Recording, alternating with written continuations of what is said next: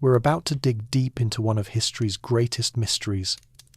How did ancient Egyptian workers, without modern machinery, create monuments that still stand thousands of years later? This story isn't just about hammers and chisels, it's about the incredible innovation, determination, and genius of people who lived over 4,000 years ago. Get ready to discover the forgotten tools that built an empire and changed human history forever. Before we go back in time together, if you're enjoying settling in for the night with a bit of Egyptian history, consider hitting subscribe. And I'm curious, where in the world are you listening from right now? And what time is it there? Drop it in the comments. I love seeing how far these stories travel. Have you ever wondered what the very first tool used to build the pyramids actually looked like? Was it made of wood, stone, or something else entirely?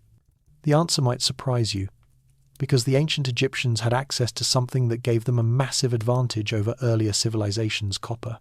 Let me take you back to around 3100 BC, when Egypt was just becoming unified under the first pharaohs. The people living along the Nile had already been using stone tools for thousands of years, just like their ancestors. But something was about to change everything.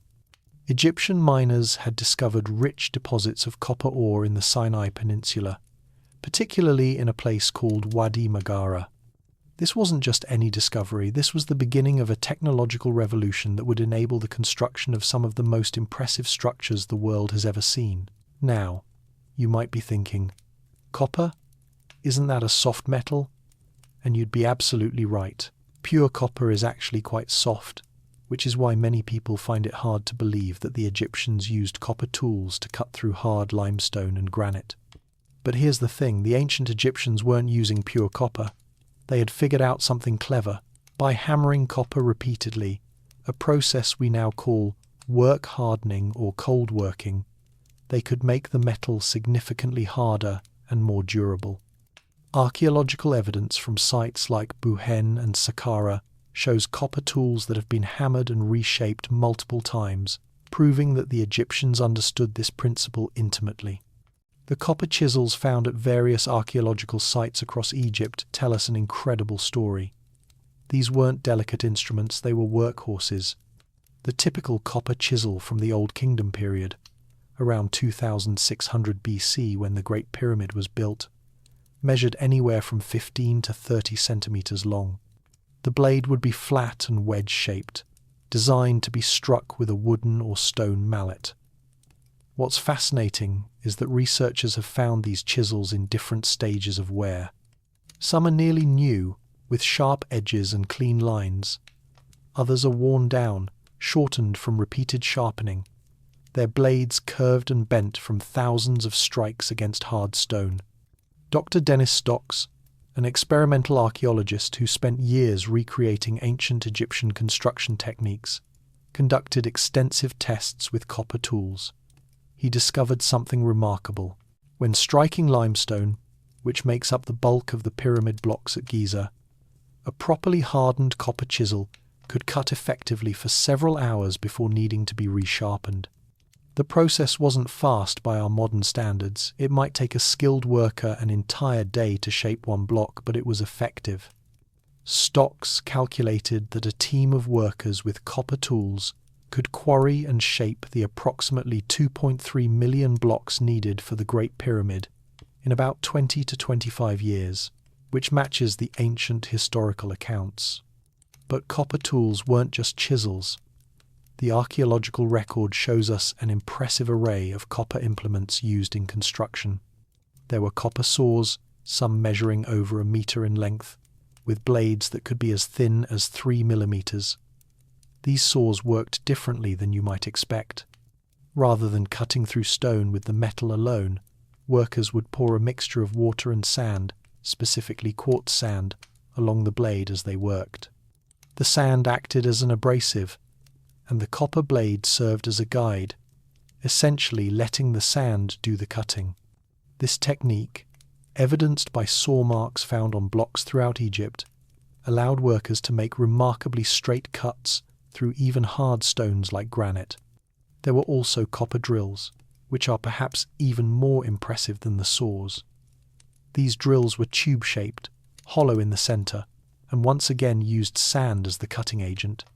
Workers would position the drill over the stone, load it with sand and water, and then rotate it using a bow drill mechanism, or, for larger drills, by having teams of workers turn wooden handles attached to the top.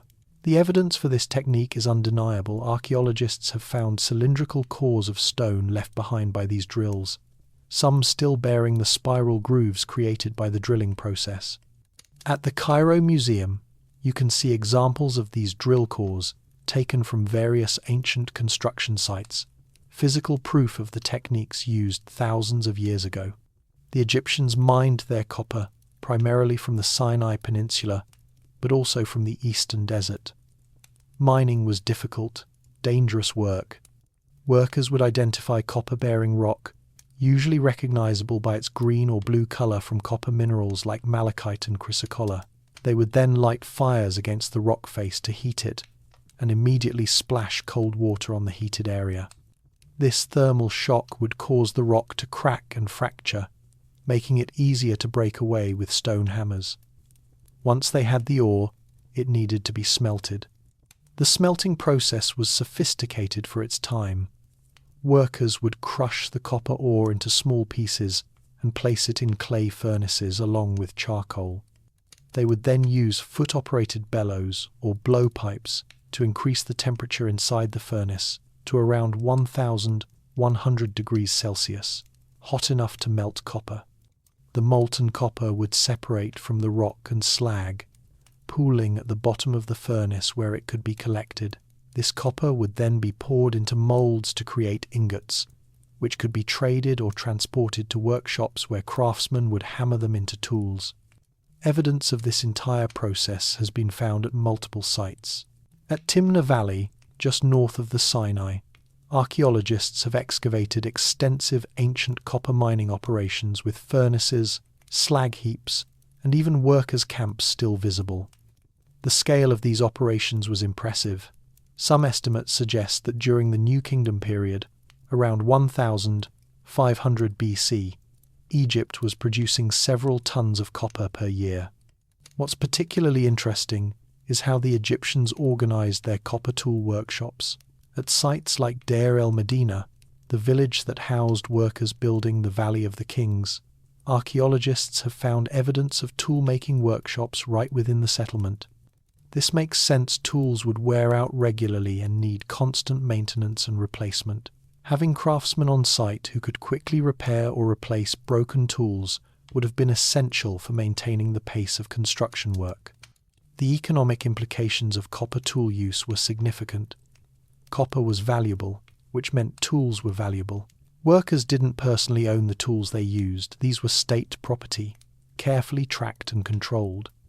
There are administrative documents from ancient Egypt, written on ostraca, pottery shards used as writing surfaces, and papyrus that record the distribution of copper tools to workers and their return at the end of work periods. This system of tool control tells us that construction projects were highly organized, with administrative oversight tracking not just workers but also equipment. The discovery of copper tool manufacturing techniques represents one of humanity's great technological leaps. Before copper, working stone was brutally slow and physically demanding, limited by the durability of stone-on-stone tools. With copper, Egyptians could work faster and more precisely. This didn't just mean they could build bigger monuments, it meant they could build with greater accuracy and detail. The fine hieroglyphics carved into temple walls, the precise fitting of pyramid blocks, the smooth surfaces of obelisks, all of this became possible because of copper tools. But here's something that often gets overlooked. Copper tools weren't just about construction. The same technology that built pyramids also enabled Egyptian craftsmen to create intricate jewelry, detailed sculptures, and precise furniture. Copper tools were foundational to Egyptian art and culture, not just architecture. When you look at a delicate golden necklace from an ancient Egyptian tomb, remember that it was likely crafted using tools made from copper, As we move forward in our story, keep this copper revolution in mind. It represents the first major technological advantage that separated Egyptian builders from earlier civilizations. But copper was just the beginning. The Egyptians would continue to innovate, developing additional techniques and tools that would push the boundaries of what was thought possible. The Copper Age in Egypt lasted for nearly 2,000 years, from the early dynastic period through the end of the Middle Kingdom, before bronze and eventually iron began to replace it. During that time, copper tools quite literally shaped Egypt, cutting the stone that would become temples, palaces, and tombs that have lasted millennia. Chapter 2. Stone Tools, the Unsung Heroes of Construction. Now, here's a question that might seem contradictory after everything we just discussed about copper if copper tools were so important. Why did the Egyptians continue to use stone tools throughout their entire civilization? Wouldn't metal tools have completely replaced stone ones? The answer reveals something important about ancient Egyptian building techniques and resourcefulness. The reality is that stone tools weren't just backup options or primitive holdovers from earlier times. They were essential, purposeful instruments that could do things copper tools couldn't, and in some cases, could do things better than copper tools. The ancient Egyptians were practical people. They used whatever tool was best for the specific job at hand. Let's start with the most important stone tool in the Egyptian builder's toolkit, the dolerite pounder. If you've never heard of dolerite, don't worry, most people haven't. It's an extremely hard igneous rock, similar to granite, that's found in several locations in Egypt, particularly in the eastern desert and in quarries near Aswan. Dolerite rates about 7 on the Mohs hardness scale, which made it harder than the limestone and even comparable to the granite that Egyptians were trying to shape. These dolerite pounders weren't sophisticated in design. They were essentially rounded stones that workers could grip and strike with. But don't let their simplicity fool you. Archaeological evidence from sites like the Aswan granite quarries shows massive pounders, some weighing 15 to 20 kilograms, that were used to literally pound granite into submission. The technique was straightforward but effective. Workers would strike the granite surface repeatedly with the dolerite pounder, crushing and pulverizing the stone grain by grain. Mark Lehner, the renowned Egyptologist who has spent decades studying the Giza pyramids, conducted experiments with dolerite pounders to understand their effectiveness. His team found that a skilled worker could remove about 4 liters of granite per hour using this pounding technique. That might not sound like much, but when you have dozens or hundreds of workers all pounding away simultaneously, the stone removal adds up quickly. At the granite quarries in Aswan, where the famous unfinished obelisk still lies partially carved from the bedrock, you can see the marks left by these pounders. The surface of the granite around the obelisk is covered with small, rounded depressions, each one made by countless strikes from dolerite stones. What's remarkable is that the Egyptians would use this pounding technique not just for rough shaping, but also for fine detail work. When creating the precisely carved surfaces of granite sarcophagi or the smooth faces of obelisks, workers would use progressively smaller dolerite pounders, moving from large ones for rough work to small, hand-sized ones for finishing details. The final surface would then be ground smooth using other stone abraders. Speaking of grinding, let's talk about sandstone abraders. These were another crucial stone tool that served a different purpose from pounders. Sandstone is much softer than dolerite. It rates only about 4 to 5 on the Mohs hardness scale, but its structure makes it perfect for grinding and smoothing.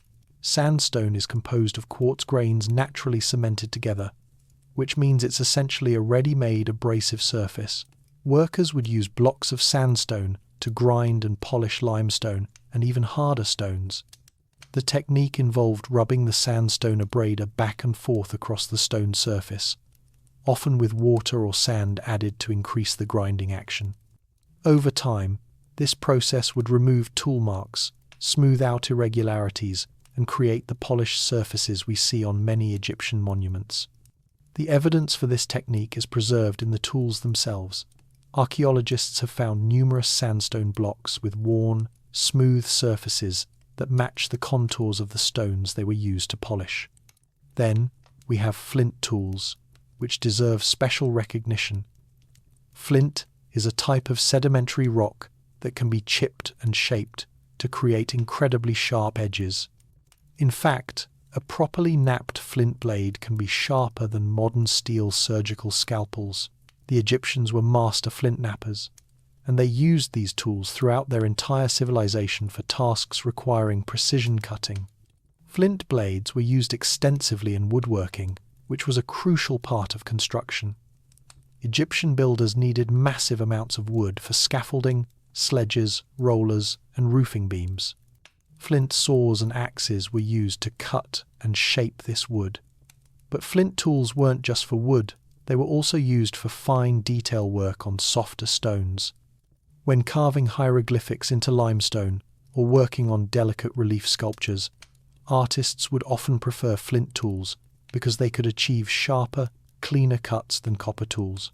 At Hierakonpolis, one of Egypt's oldest cities, archaeologists excavated a flint tool workshop that dates back to the predynastic period, before Egypt was even unified. This workshop contained thousands of flint flakes, partially finished tools, and completed blades. The skill level evident in these tools is extraordinary. Many of the blades are long, thin, and perfectly symmetrical, demonstrating a level of craftsmanship that required years of training to achieve. What's interesting is that flint tool production continued throughout Egyptian history, even after copper and bronze became common. At Deir el-Medina, the workers' village dating to the New Kingdom around 1500 BC, archaeologists found flint tools alongside copper and bronze ones.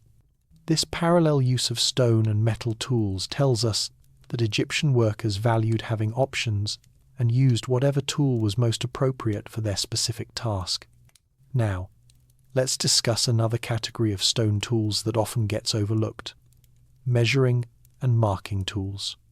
Building structures like pyramids required incredible precision, and the Egyptians needed ways to ensure straight lines, right angles, and level surfaces. They accomplished this using stone tools combined with clever techniques. For creating straight lines, Egyptian builders used a combination of stakes, string, and stone plumb bobs. A plumb bob is simply a weight attached to a string. When held up, gravity pulls the weight directly downward, creating a perfectly vertical line. The Egyptians made their plumb bobs from various stones, often shaped into cones or pyramids for accuracy. These have been found at numerous construction sites and are depicted in tomb paintings showing builders at work. For creating level surfaces, the Egyptians invented a tool called a level, which was essentially a wooden A-frame with a plumb bob hanging from the apex. When the plumb bob hung exactly in the center of the baseline, the surface was level. Stone weights served as the plumb bobs in these levels. This simple but effective tool allowed Egyptian builders to create the incredibly level foundation of the Great Pyramid, which varies by only about 2 centimeters across its entire base, an astonishing achievement for ancient technology. Right angles were checked using a tool called a square, similar to what carpenters still use today. Egyptian squares were typically wooden, but they were calibrated and checked using stone reference blocks that were carved with perfect 90-degree angles. These stone reference standards have been found at quarry sites and represent an early form of quality control, ensuring that the wooden working tools remained accurate over time. The Egyptians also used a clever technique for creating level surfaces over long distances, which involved stone markers and water. They would dig a shallow trench around the area they wanted to level, fill it with water, and then mark the water line on stone posts placed in the trench. Since water always seeks a level surface, these marks would all be at exactly the same elevation. Workers could then use these reference points to carve or build to a consistent height. Evidence of this technique has been found at several pyramid sites, where trenches around the pyramid bases still show evidence of water erosion patterns. One type of stone tool that demonstrates incredible ingenuity is the boring stone. These were used in conjunction with bow drills to create holes in stone. The boring stone would be attached to a wooden shaft, and then a bow, similar to a hunting bow, but sturdier, would be wrapped around the shaft.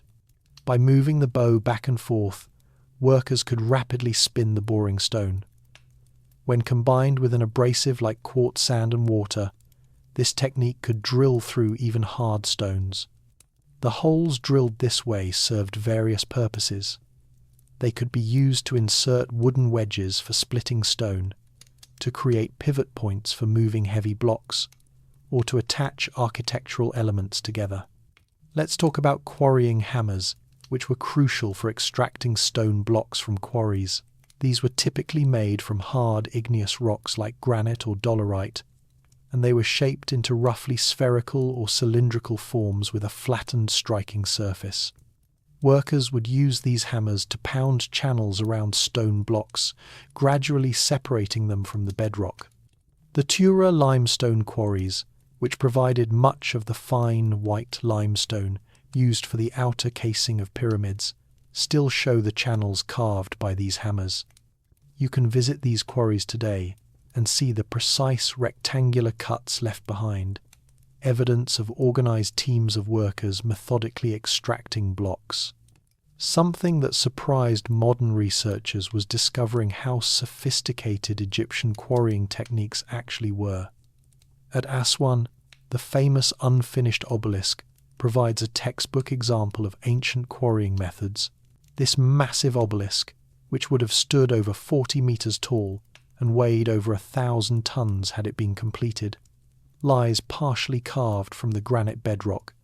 All around it, you can see the channels where workers used dolerite pounders to separate it from the surrounding stone.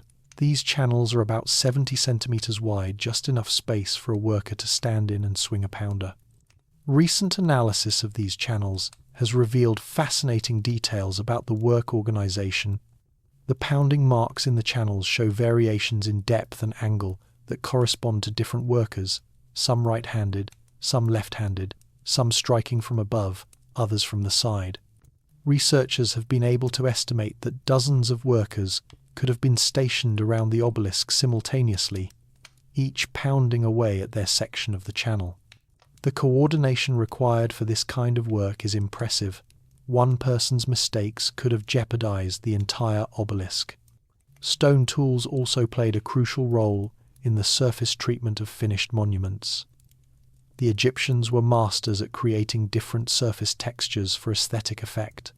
Some surfaces were left rough, others were smoothed, and some were polished to a mirror-like finish. Each of these finishes required different stone tools and techniques. For rough surfaces, large dolerite pounders or pick-like stone tools would be used. For smooth surfaces, sandstone abraders would be employed in a systematic grinding process. For polished surfaces, workers would use progressively finer abraders, sometimes finishing with leather or cloth, combined with polishing compounds made from fine stone powder. The Great Pyramid originally had a smooth limestone casing that was polished to shine brilliantly in the sun. Although most of this casing was removed in later centuries to build other structures in Cairo, remaining casing stones show the incredible polish achieved by Egyptian workers using stone abraders.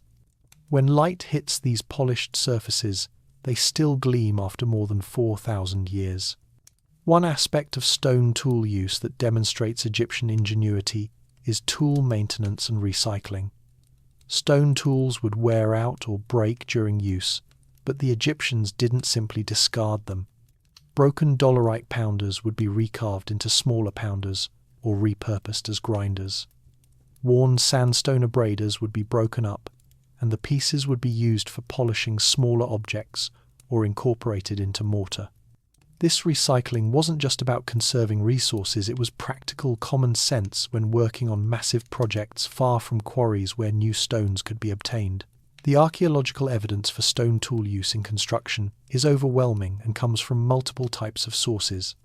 First, there are the tools themselves. Thousands have been found at quarry sites, construction sites, and in workers' villages. Second, there are the marks left on stones by these tools, the pounding depressions, the grinding scratches, the saw cuts, all of which can be analysed to understand what tools made them.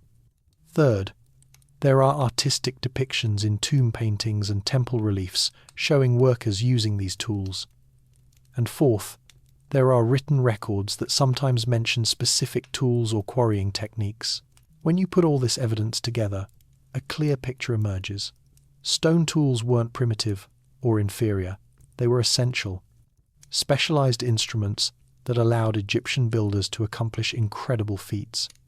The combination of copper tools for cutting and carving, and stone tools for pounding, grinding and finishing, gave Egyptian workers everything they needed to work with stone at a level that wouldn't be matched for thousands of years. Chapter 3. Wooden Wonders, the Framework of Egyptian Construction. Here's something that might surprise you. What do you think was actually the most important material in building the pyramids? If you said stone, you'd be wrong. If you said copper, you'd still be wrong. The correct answer is wood. Yes, wood. Without massive amounts of wood and ingenious wooden devices, the pyramids and temples of ancient Egypt would never have been built. Now, I know what you're thinking. Egypt is mostly desert. Where did all this wood come from? That's an excellent question. And the answer reveals a lot about ancient Egyptian trade networks, resourcefulness, and engineering creativity. Let's start with the wood that was available locally in Egypt. The most common native tree was the acacia, which grew along the Nile Valley and in some desert oases. Acacia wood is hard and durable, resistant to insects and decay, which made it useful for tools and small construction purposes. However, acacia trees in Egypt typically don't grow very large. Trunks are usually short and twisted, which means you can't get long, straight beams from them. The other major native tree was the sycamore fig, which could grow larger than acacia and provided better timber for construction purposes. The Egyptians used sycamore extensively for making sledges, rockers, and smaller structural elements. But even sycamore had limitations. The trees that grew in Egypt produced wood that was acceptable but not ideal for large-scale construction. For high-quality, long timber beams, the Egyptians had to import wood, primarily from Lebanon. The famous cedars of Lebanon provided long, straight timbers that were perfect for roofing beams, ship masts, and major construction scaffolding. We know about this cedar trade from multiple sources. Egyptian records mention expeditions to the Lebanese coast to obtain cedar wood. The story of Wenamun, an ancient Egyptian text from around 1100 BC, describes an Egyptian official traveling to Byblos in Lebanon to negotiate for cedar timber. Archaeological evidence confirms this trade. Cedar wood has been found in Egyptian tombs and architectural contexts throughout Egyptian history. The importance of this timber trade cannot be overstated. Building a single large pyramid required enormous amounts of wood for scaffolding, ramps, sledges, levers, and rockers. Some estimates suggest that the wooden infrastructure needed to build the Great Pyramid might have required several thousand tree trunks. This wood was valuable and carefully managed after a construction project was completed. Wooden elements would be dismantled and reused for the next project. Now let's talk about the specific wooden tools and devices that made Egyptian construction possible. We'll start with one of the most important, the sledge. If you need to move a 2-ton block of limestone across sand or over land, what do? The wheel had already been invented by the time the pyramids were built, but wheels are actually terrible for moving extremely heavy loads over sand or uneven ground. They sink in and get stuck. The Egyptian solution was the sledge, which is essentially a large wooden platform with runners on the bottom, similar to a sled. Blocks of stone would be placed on the sledge, which would then be pulled by teams of workers. But here's the genius part. The Egyptians didn't pull these sledges over dry sand. They discovered that if you wet the sand in front of the sledge, it becomes much more compact and firm, dramatically reducing the friction. We know this from multiple sources. There's a famous tomb painting from the Middle Kingdom showing a colossal statue being transported on a sledge, and in the painting you can clearly see a worker standing at the front of the sledge pouring water on the sand in front of it. Modern physics experiments have confirmed that this technique actually works. Wet sand can reduce the pulling force needed by up to 50% compared to dry sand. The construction of these sledges was sophisticated. Large sledges needed to be incredibly strong to support multi-ton loads without breaking, yet they also needed to be built in a way that distributed weight evenly. Egyptian carpenters used mortise and tenon joints to connect wooden beams, and they would bind joints with rope made from plant fibers for additional strength. The runners on the bottom of sledges were often reinforced with extra layers of wood or even copper sheathing to prevent wear. Archaeologists have found remains of sledges at several sites, including some at Lisht that date to the Middle Kingdom. These discoveries confirm what the artistic depictions show. Sledges were substantial constructions that represented significant carpentry skill.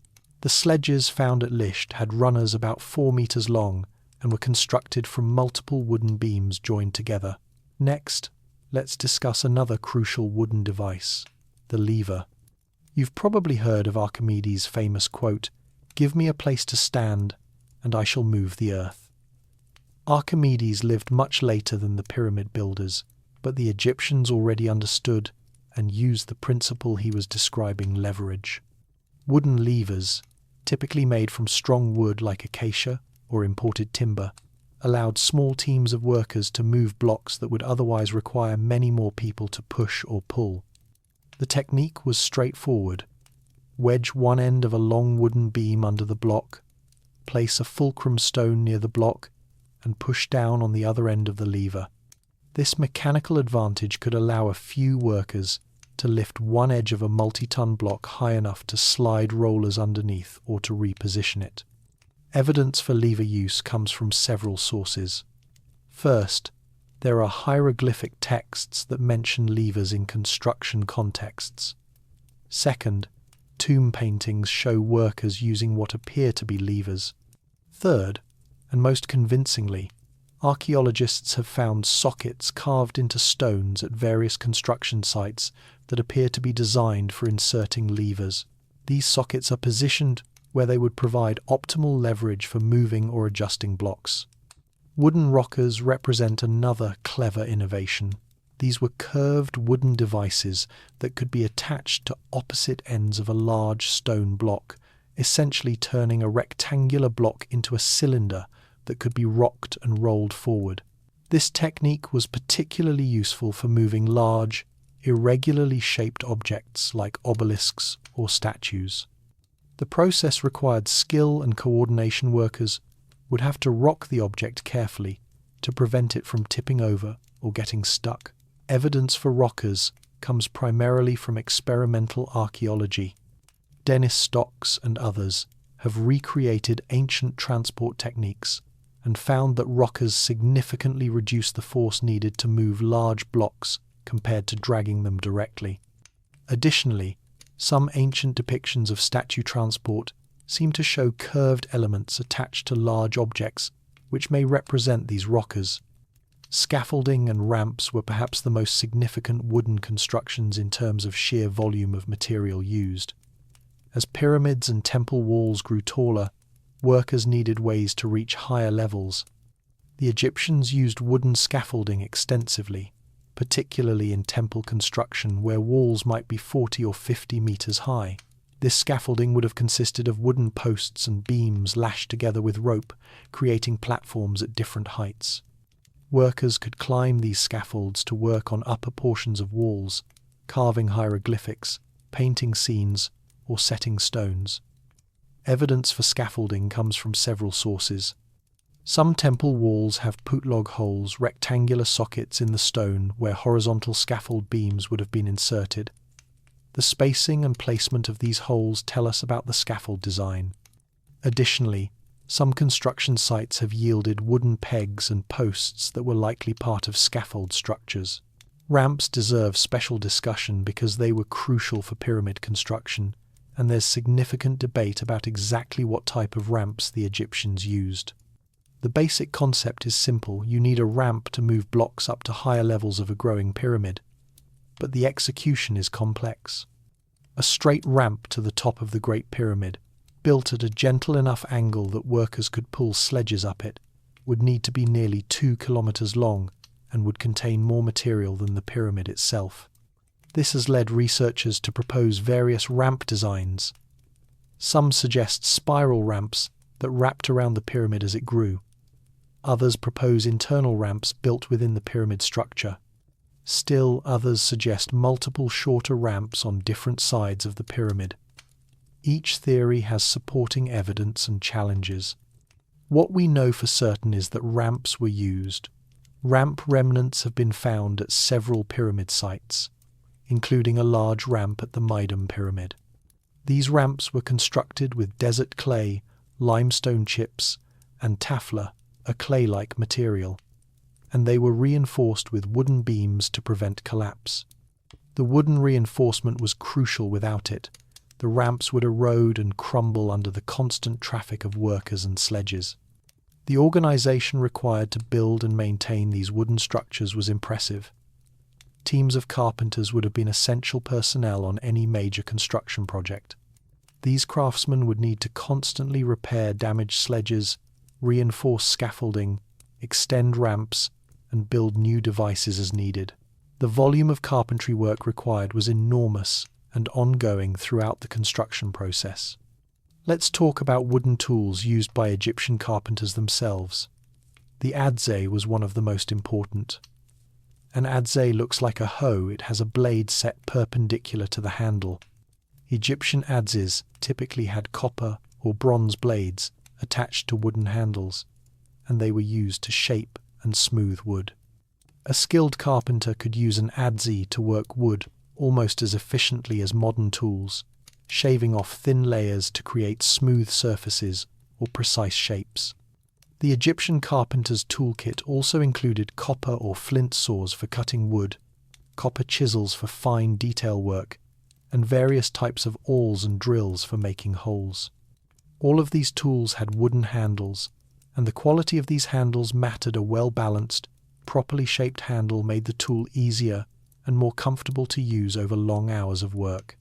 Something that often gets overlooked is the role of wooden measurement tools.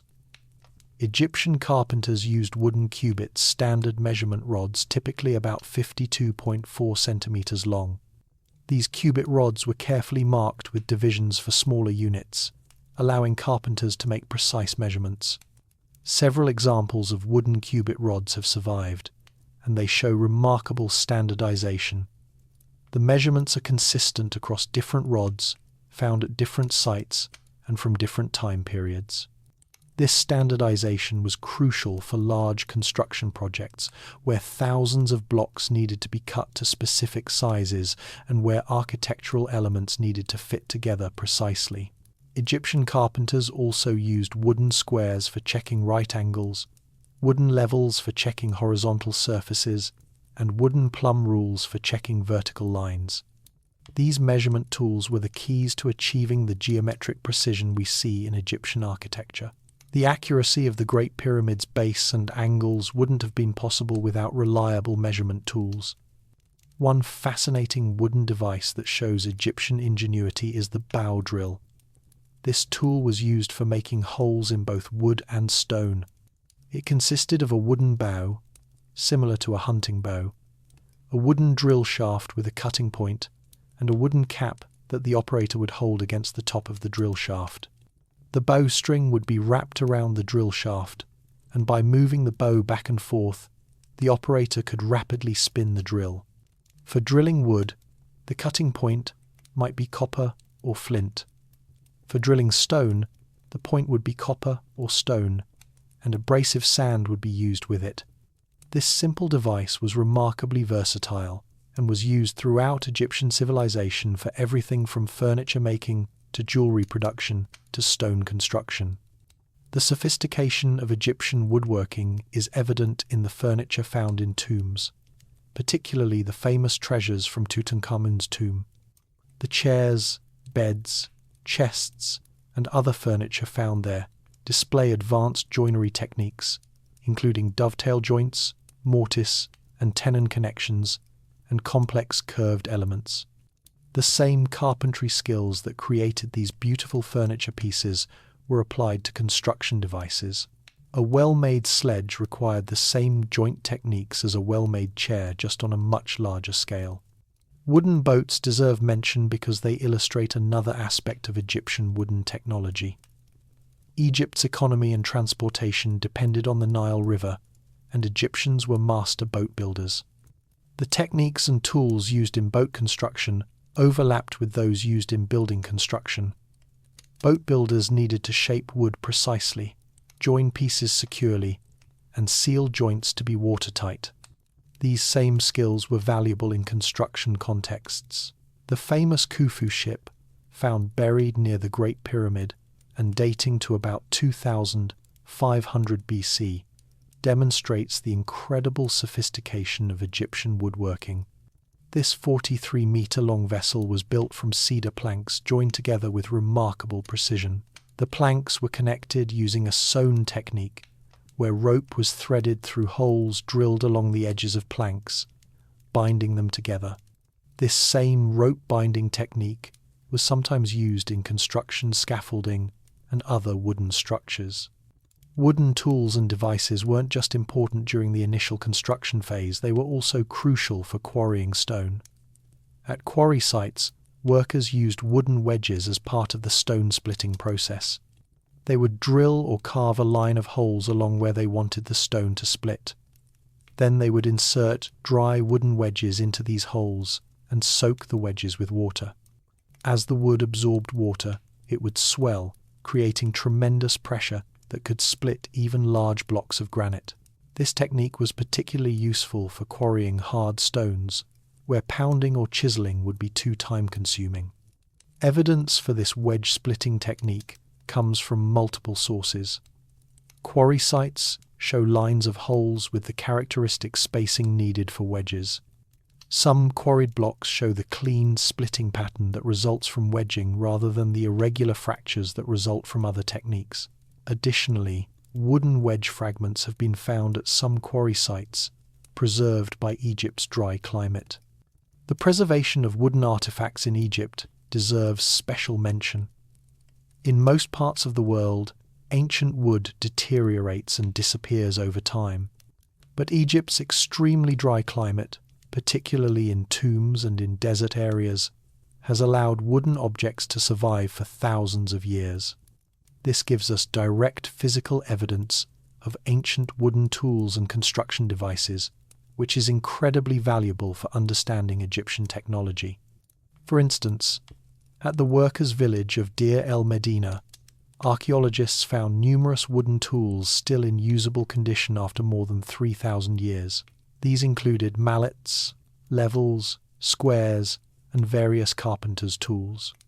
The dry conditions in the village preserved these items, giving us a direct look at the actual tools Egyptian workers used, rather than just artistic representations or descriptions. The economic value of wood in ancient Egypt can't be overstated. In a largely desert country where trees were scarce, wood was a precious resource.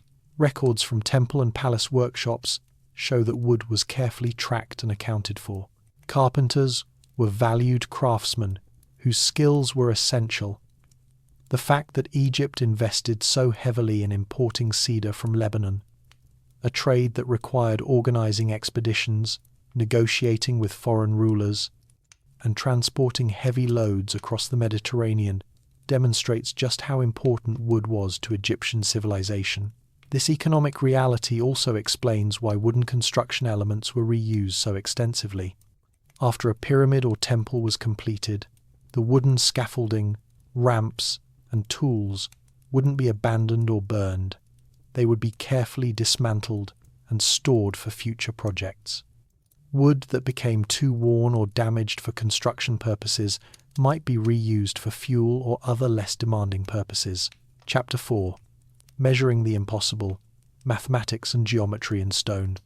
How did ancient Egyptian builders, working without computers, without calculators, without even a proper zero in their number system, manage to create structures with mathematical precision that still amazes modern engineers? The answer lies in a sophisticated understanding of practical mathematics and geometry that was far more advanced than most people realize. Let me ask you this. Could you calculate the volume of a pyramid without modern mathematical notation? Could you determine the precise angle needed for each face of a pyramid to meet perfectly at a point?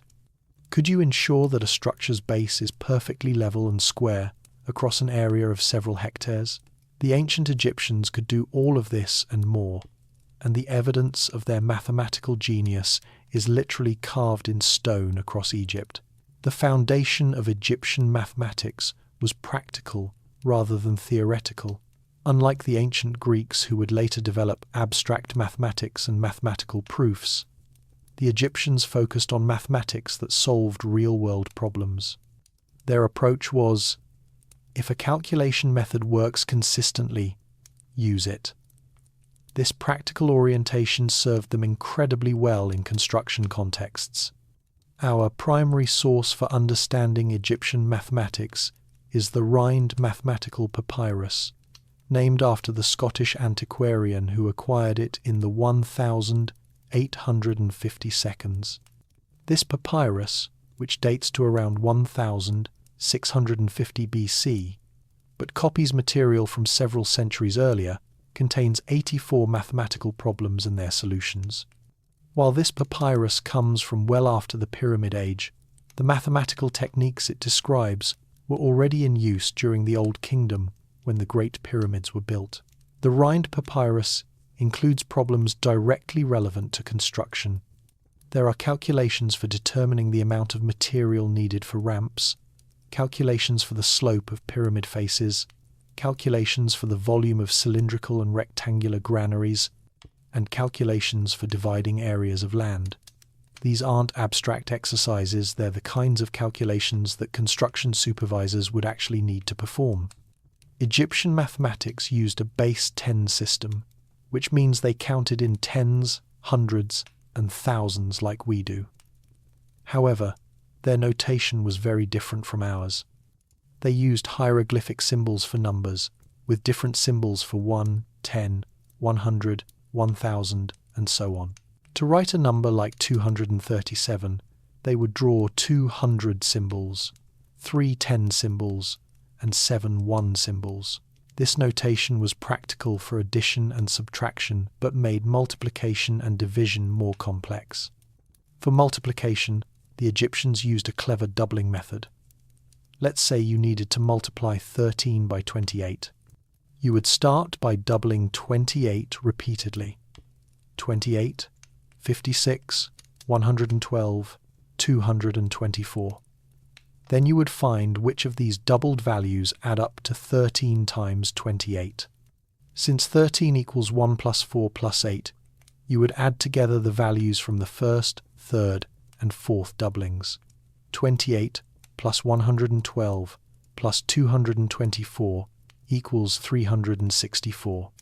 This doubling method works for any multiplication and was taught to Egyptian scribes as part of their training.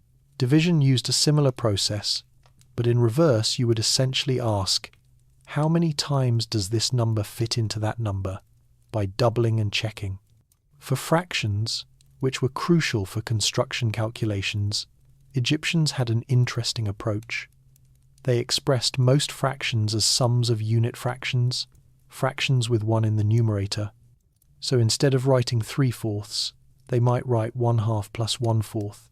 This seems awkward to us, but it worked well for their purposes and had the advantage that certain practical calculations became simpler. Now let's talk about geometry, where Egyptian knowledge really shines. The Egyptians understood and used many geometric principles that wouldn't be formally proven until the Greek mathematicians came along centuries later. They knew how to calculate areas of rectangles, triangles, and circles. They knew how to calculate volumes of cubes, cylinders, and pyramids. and crucially, they knew how to apply these calculations to real construction situations.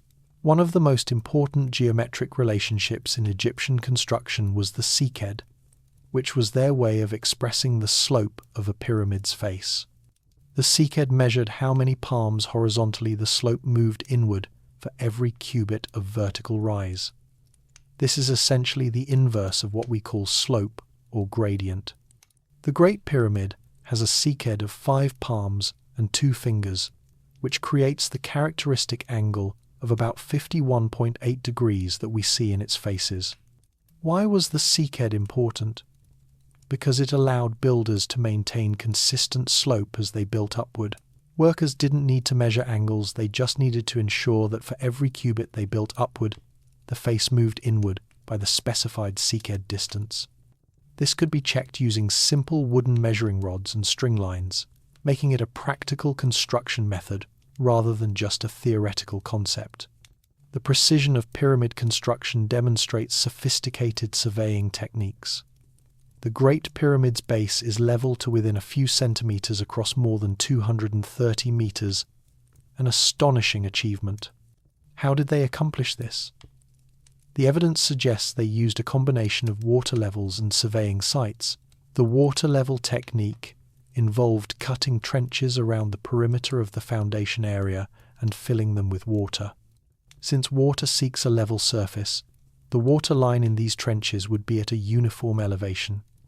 Workers could then mark this water line on stone posts placed in the trenches, creating reference points for leveling. The foundation would then be cut or built up to match these reference heights. Archaeological evidence of trenches around pyramid bases supports this interpretation. For establishing straight lines over long distances, Egyptians used surveying sites. These were wooden frames with 2 vertical posts and a crossbar. By looking along the line created by the posts, surveyors could establish sight lines across long distances. Multiple sight lines could be used to establish right angles and to transfer measurements accurately. The orientation of pyramids presents another mathematical mystery. The Great Pyramid is aligned to the cardinal directions north, south, east, and west with remarkable accuracy, off by only about 3.4 arc minutes, less than 1/10 of a degree. How did Egyptian astronomers and surveyors achieve this precision? The most likely method involved stellar observations. The Egyptians could have used a technique called the Indian circle method. An observer would stand at the center of a circle and mark the position where a chosen star rises above the eastern horizon and where it sets below the western horizon. The line bisecting these 2 points runs true north-south. By choosing circumpolar stars, stars that circle the North Pole, they could establish north with great accuracy. Evidence for Egyptian astronomical knowledge is extensive. The ceiling of the tomb of Senmut, an 18th dynasty architect, shows sophisticated astronomical diagrams including the northern constellations. Temple complexes like Karnak show astronomical alignments. The Egyptian calendar itself, with its 365-day year, demonstrates sophisticated astronomical observation over long periods. Let's discuss the mathematics of the pyramid itself.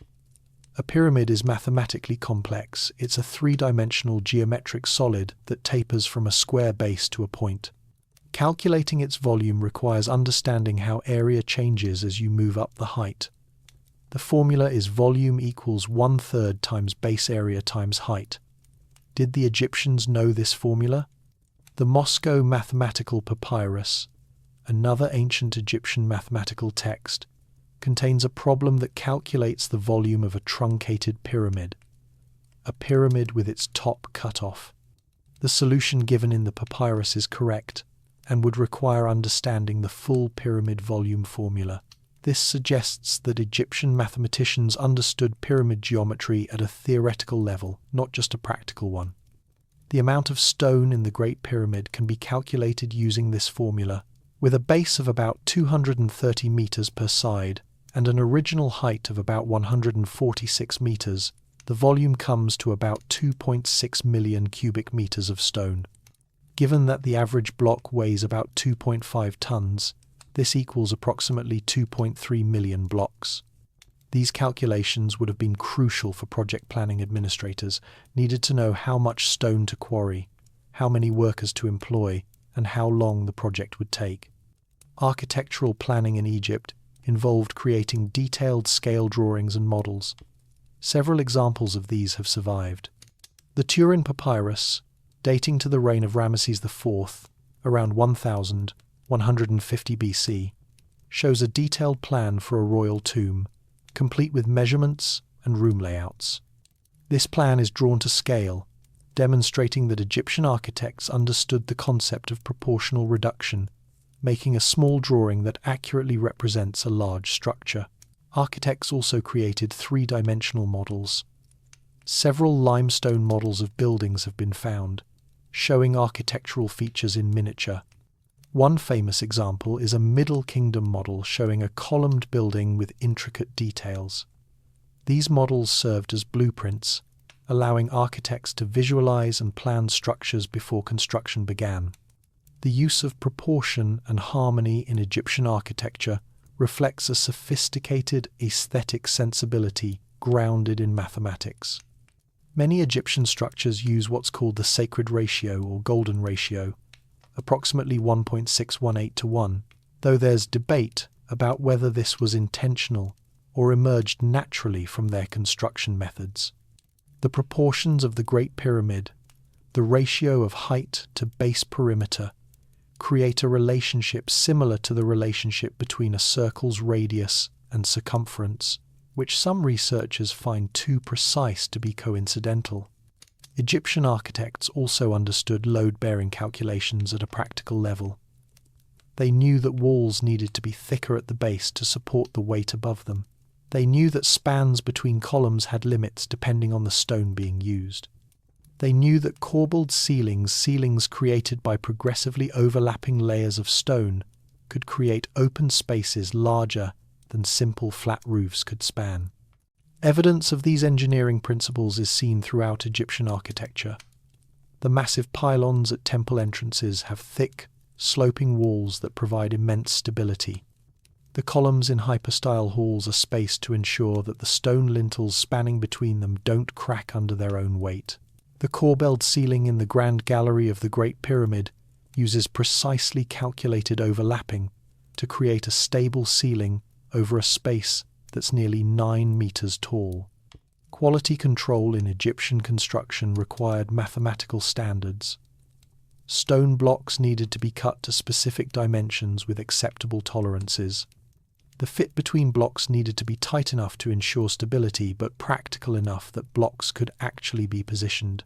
Evidence from pyramid and temple construction shows that Egyptian builders maintained remarkably consistent standards. Analysis of pyramid blocks shows that most are cut to within a few centimeters of their intended dimensions. The joints between blocks are often so tight that you can't fit a knife blade between them, even after thousands of years.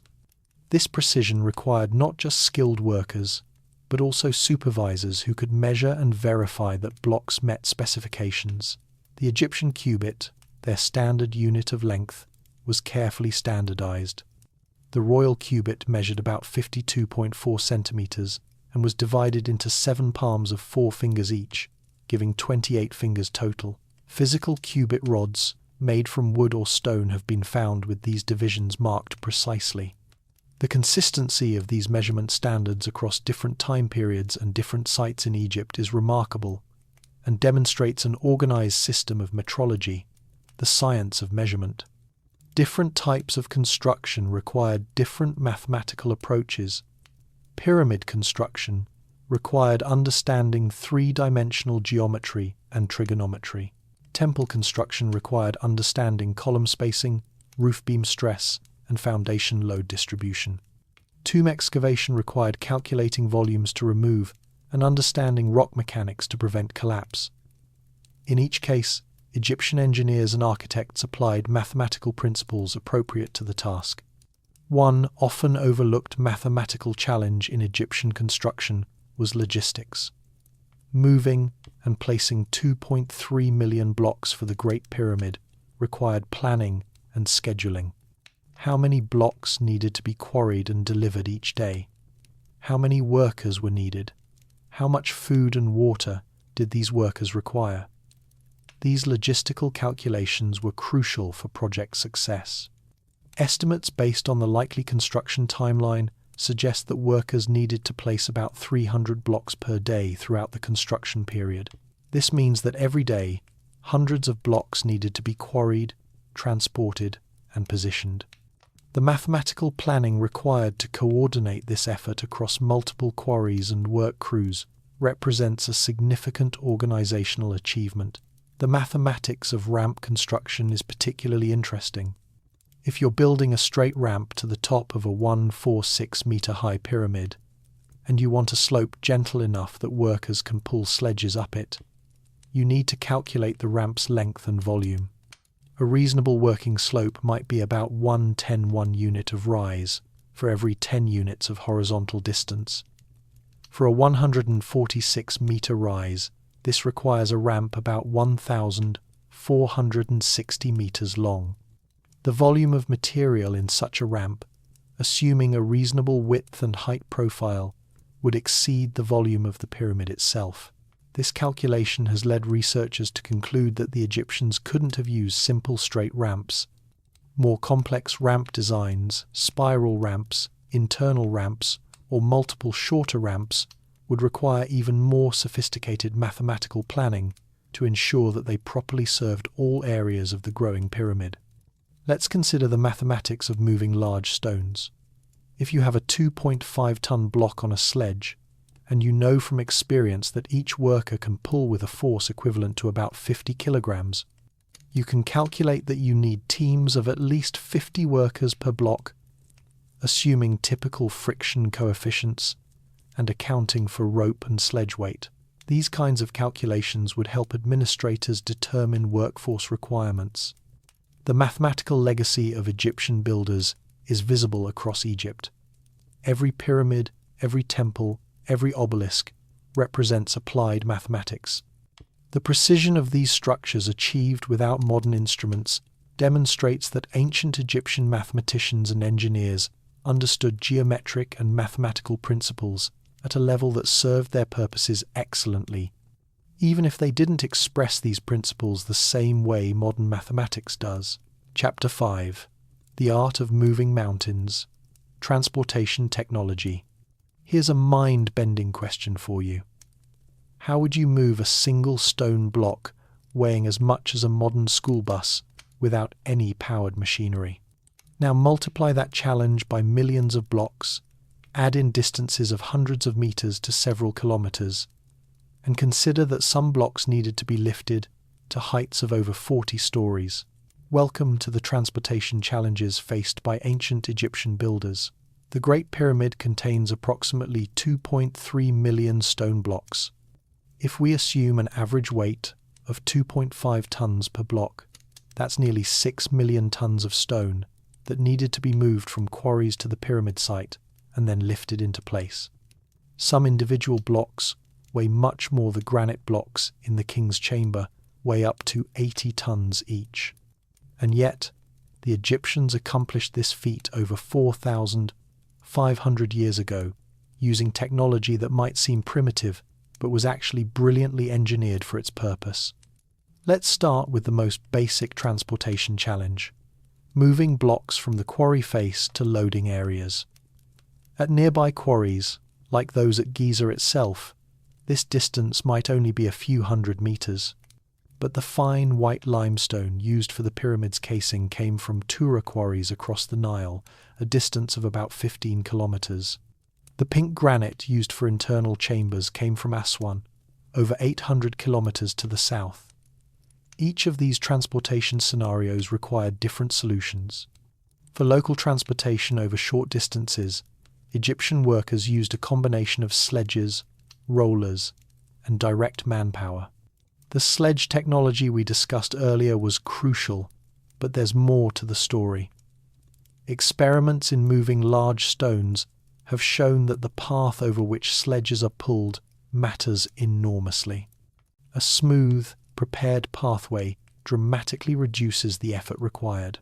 Evidence from various sites suggests that Egyptians constructed roadways for moving stones. These weren't roads as we think of them, they were prepared surfaces, often consisting of compacted Tafla clay or wooden beams laid across the ground. At Lisht, archaeologists found evidence of a stone transport road consisting of limestone blocks set into the ground to create a smooth surface. At the Hatnub alabaster quarries, researchers discovered a ramp system with stairways on both sides and a central sliding surface, complete with post holes that likely supported a wooden superstructure to assist in moving stones up the ramp.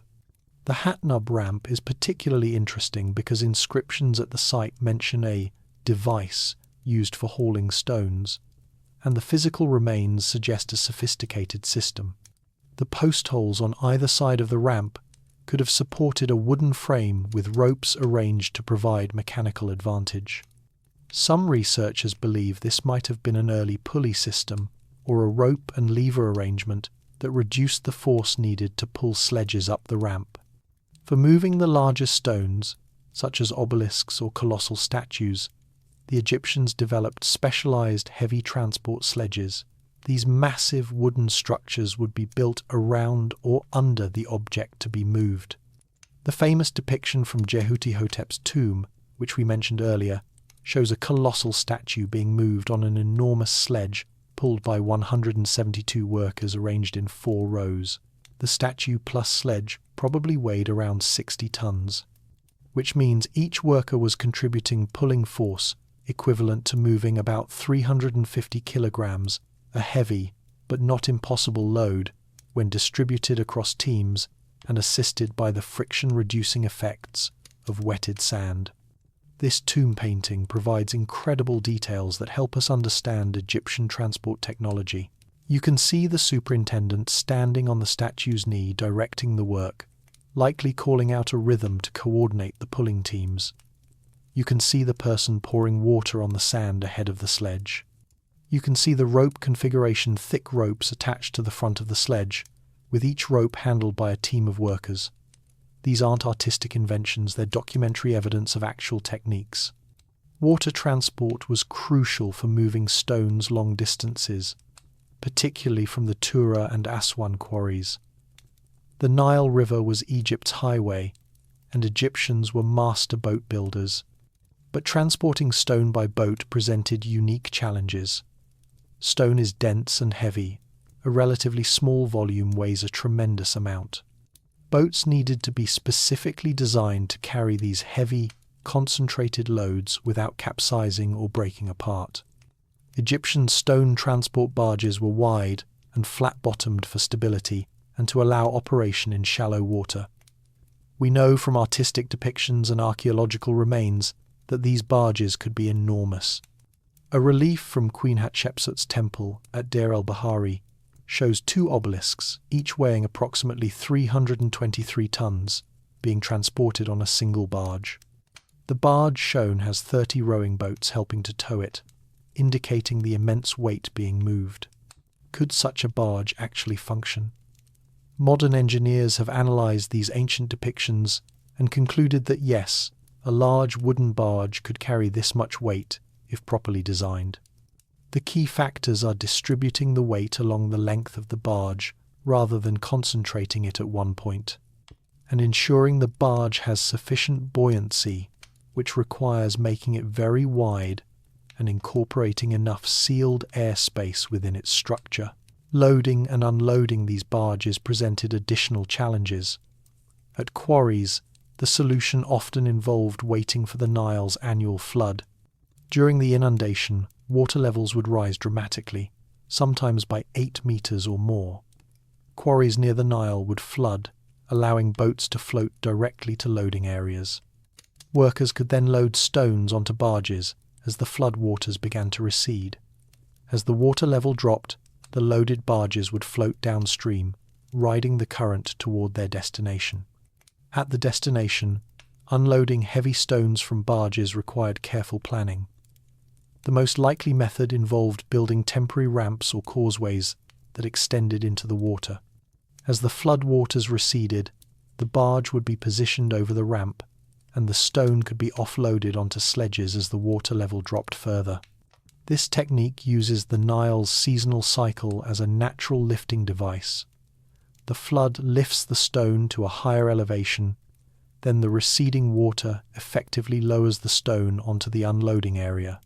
Evidence for Nile harbour installations at pyramid sites supports this interpretation. At Giza, archaeologists have identified what appears to be a harbour basin and canal system that would have allowed boats to reach close to the plateau where the pyramids stand. Recent discoveries have confirmed that the Nile flowed much closer to Giza in ancient times than it does today, making water transport directly to the pyramid site feasible. For the granite blocks from Aswan, the transportation challenge was immense. 800 kilometers is a long distance to move stones weighing dozens of tons each. The journey would have taken weeks, moving downstream with the current and using oars and possibly sails for steering and additional propulsion. The coordination required knowing how many blocks were needed, when they needed to arrive, how many boats were required, represents significant logistical planning. Once stones arrived at the construction site, they needed to be moved from the unloading area to their final position in the pyramid or temple. For the early courses of a pyramid, which are close to ground level, this might be relatively straightforward, just drag sledges across the desert to the building site. But as the pyramid grew taller, the transportation challenge increased dramatically. This brings us to one of the most debated questions in Egyptology. How did workers raise blocks to the upper levels of pyramids? The most commonly discussed solution is ramps, but as we touched on earlier, simple, straight ramps present serious problems. A straight ramp to the top of the Great Pyramid, at a reasonable working angle, would be enormous longer than the pyramid base, and containing more material than the pyramid itself. Several alternative ramp theories have been proposed, each with supporting arguments and challenges. The spiral ramp theory suggests that a ramp wrapped around the pyramid's sides as it grew, rising in a spiral. This would require much less material than a straight ramp, but it presents challenges for building the pyramid's corners and for ensuring geometric accuracy as you build upward. The internal ramp theory, proposed most notably by French architect Jean-Pierre Houdin, suggests that after the first portion of the pyramid was built using external ramps, the remaining blocks were raised using ramps built inside the pyramid structure. Microgravimetry studies measuring tiny variations in the density of the pyramid's interior have found anomalies that could support this theory, though interpretation of this data remains controversial. The multiple ramp theory suggests that the Egyptians used different ramp configurations for different phases of construction. Short ramps from multiple directions for the lower levels, modified spiral or zigzag ramps for middle levels, and perhaps levers and smaller ramps for the final upper levels. This flexibility seems consistent with Egyptian practical problem-solving approaches. Physical evidence of ramps exists at several sites. At the Meidum Pyramid, remains of a construction ramp are still visible on the structure's side. At the Karnak temple complex, an ancient construction ramp made of mud brick has been preserved. These ramps show construction techniques. They're built with limestone chips and clay, reinforced with wooden beams, and have evidence of sledge runners worn into their surfaces. The effort required to build construction ramps was substantial but not necessarily prohibitive. The materials for ramps, clay, limestone chips, and sand were readily available near construction sites. These materials could be moved more easily than dressed stone blocks. Ramps could be modified and extended as needed. And crucially, ramp material could be recycled once a pyramid was complete. The ramps could be dismantled and the material reused for other purposes or simply left to erode away. For lifting individual large blocks, particularly for precise positioning, Egyptian builders used levers and possibly a device called a cradle or rocker. The lever technique we discussed earlier could raise one end of a block high enough to slide other blocks or beams underneath, effectively raising the block incrementally. By repeating this process, lifting one end, inserting supports, lifting the other end, inserting more supports, workers could raise blocks to any desired height, though the process would be slow for large vertical distances. Some researchers have proposed that Egyptians used counterweight systems to assist in lifting blocks. The principle is simple. Attach the block you want to lift to one end of a rope that runs over a high point, and attach weights to the other end of the rope. As you add weight to the counterweight side, it helps lift the load. There's no direct evidence for counterweight systems in Old Kingdom pyramid construction, though they definitely used such systems in later periods for water lifting devices like the shaduf. The precision required for placing blocks, particularly in the upper reaches of pyramids, is extraordinary. Blocks weighing 2 tons each needed to be positioned within millimeters of their correct location to maintain the pyramid's geometry. This precision positioning likely involved a combination of techniques. Guide strings stretched from reference points to show the correct alignment, careful use of levers to nudge blocks into exact position, and probably wooden or stone shims that could be inserted and then removed to fine-tune block placement. One aspect of stone transportation that deserves attention is the human element. Moving millions of stone blocks required thousands of workers labouring for years. How were these workers organised? How were tasks divided and coordinated? The evidence suggests a sophisticated hierarchical organisation. Workers were organised into crews with specific identities. Graffiti left by work crews has been found in various pyramids, with crews having names like Friends of Khufu or Drunkards of Menkaura. These weren't random labels, they indicate organised teams with group identity. Larger crews were divided into smaller units, perhaps 200 workers per gang, which would be further divided into teams of about 20 workers each. This organisation made sense from a practical standpoint. A team of 20 workers is small enough that they can coordinate effectively, yet large enough to move typical stone blocks. Having multiple teams allowed for rotation while one team pulled a sledge, another could rest, another could be positioning a block, and another could be returning to the quarry for the next load. This continuous workflow would maximise efficiency. The logistics of supporting thousands of workers at construction sites were complex. Workers needed food, water, shelter, and medical care. They needed tools and equipment. They needed supervision and coordination. Archaeological evidence from workers' villages near major construction sites shows that the Egyptians developed sophisticated support systems. At Giza, excavations led by Mark Lehner have uncovered what appears to be a substantial settlement that housed and fed the pyramid builders. This settlement includes bakeries capable of producing thousands of loaves daily, areas for brewing beer, a staple of the Egyptian diet, and what appear to be dormitories or housing areas. Animal bones found at the site indicate that workers were fed meat regularly, particularly cattle, sheep, and goat, a relatively rich diet that would have provided the calories and protein needed for heavy physical labour. The transportation infrastructure supporting pyramid construction extended beyond just moving stones. Enormous amounts of other materials needed to be transported: wood for tools and construction devices, copper for tool manufacturing, food for workers, water for drinking and for wetting sand, gypsum for mortar, and countless other supplies. Each of these transportation needs required organisation, planning, and resources.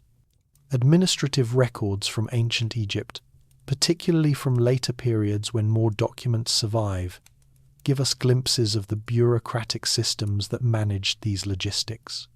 Lists of supplies delivered, records of worker assignments, accounts of tool distributions. These documents show that major construction projects were managed with careful record-keeping and accountability.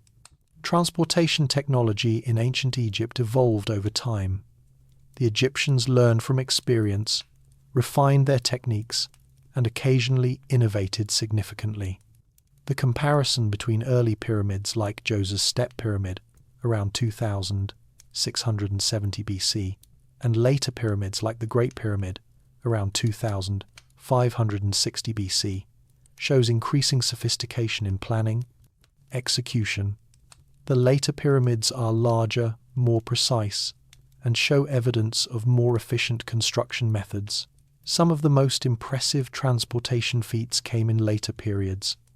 The obelisks erected during the New Kingdom, 1550 to 1070 BC, include some that weigh over 300 tons and stand over 30 meters tall. Moving these monolithic pieces of granite from Aswan to temple sites at Karnak or Luxor, and then raising them to vertical positions, required transportation technology at the absolute limits of what ancient engineering could achieve. The Lateran obelisk, originally erected by Pharaoh Thutmose III and later moved to Rome, weighs about 455 tons and stands 32 meters tall. It's the largest standing ancient obelisk in the world. The engineering required to quarry, transport, and erect such an object without modern equipment is staggering. Yet the Egyptians accomplished this feat over 3,000 years ago. Transportation wasn't just about brute force, it was about intelligence, planning, and understanding mechanical principles. The Egyptians understood leverage, friction, load distribution, and the properties of materials. They applied these understandings to develop transportation systems that, while labor-intensive, were remarkably effective for their purposes. Chapter 6. The Human Machine, Organization and Labor Management. Now here's a question that challenges everything. Were the pyramids really built by slaves, or is that just a myth that refuses to die? The answer might surprise you, because the evidence tells a very different story than popular imagination, suggests a story about skilled workers, organized labor, and a society that could mobilize its resources on an unprecedented scale. For generations, people have pictured pyramid construction as the work of countless slaves toiling under the whip, forced to labor until they dropped. This image comes partly from biblical stories of Hebrew slavery in Egypt, partly from Greek historians like Herodotus, who wrote about Egypt centuries after the pyramids were built, and partly from Hollywood movies that perpetuate these dramatic images. But modern archaeology tells a completely different story. The evidence from workers' villages, from tombs of pyramid builders, from administrative records, and from the pyramids themselves indicates that the bulk of pyramid construction was performed by Egyptian workers who were paid for their labor, fed well, given medical care, and who took pride in their work. These weren't slaves, they were participants in national projects that were seen as religious duties and sources of communal identity. Let's look at the evidence. First, there's the workers' village at Giza, extensively excavated by Mark Lehner and Zahi Hawass over several decades. This settlement, located just south of the Sphinx, housed the workers who built the pyramids. The layout and contents of this village tell us a great deal about who these workers were and how they lived. The housing in the workers' village wasn't luxurious, but it wasn't slave quarters either. The structures include barracks-style buildings that could house hundreds of workers, but also more substantial buildings that likely housed skilled craftsmen and supervisors.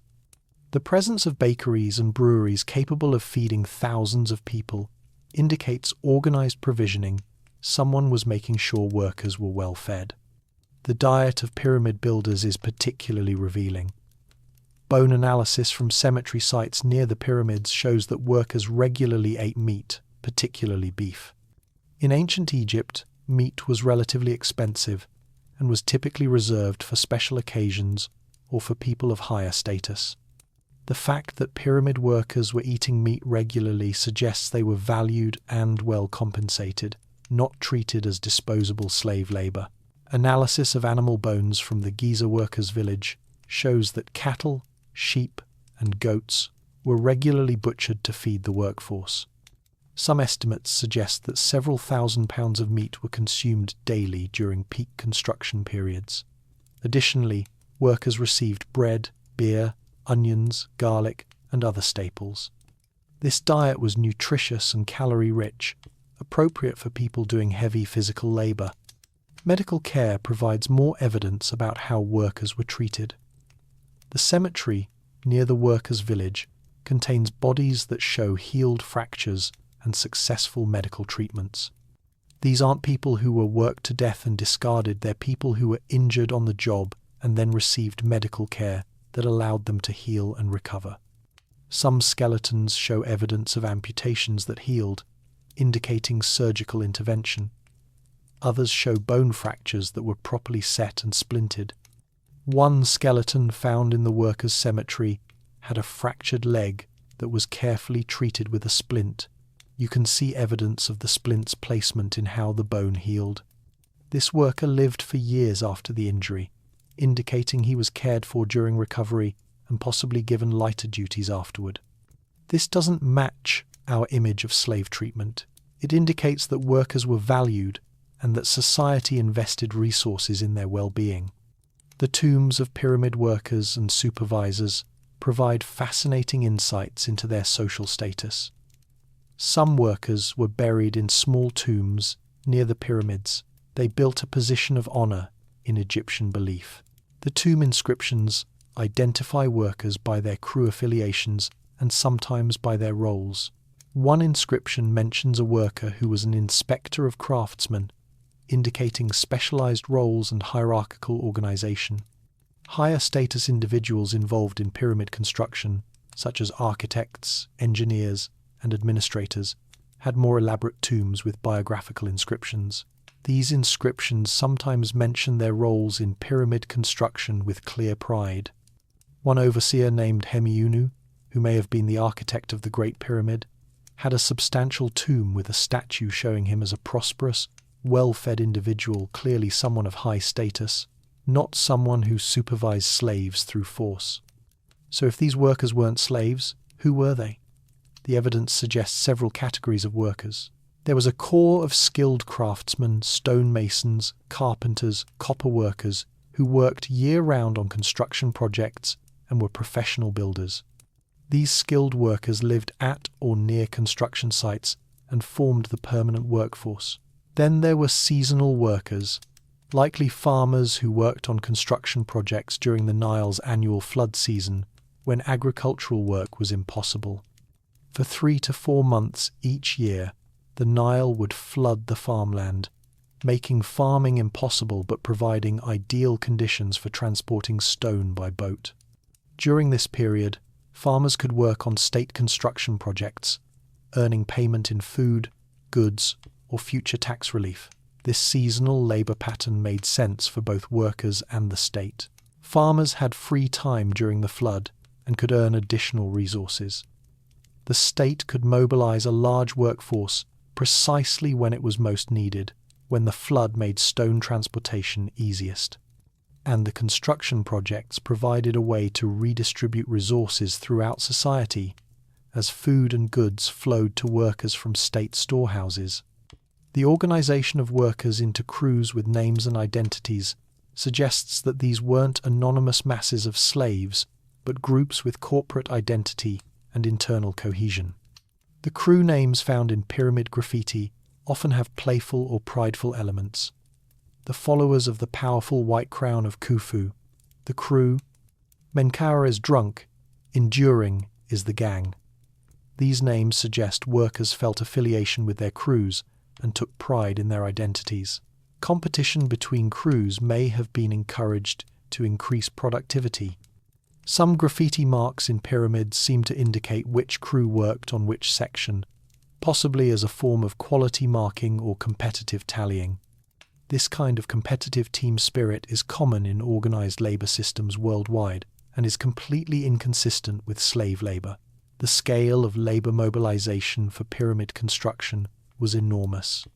Estimates vary, but most researchers believe that the Great Pyramid required a workforce of somewhere between 20,000 and 30,000 workers during peak construction periods.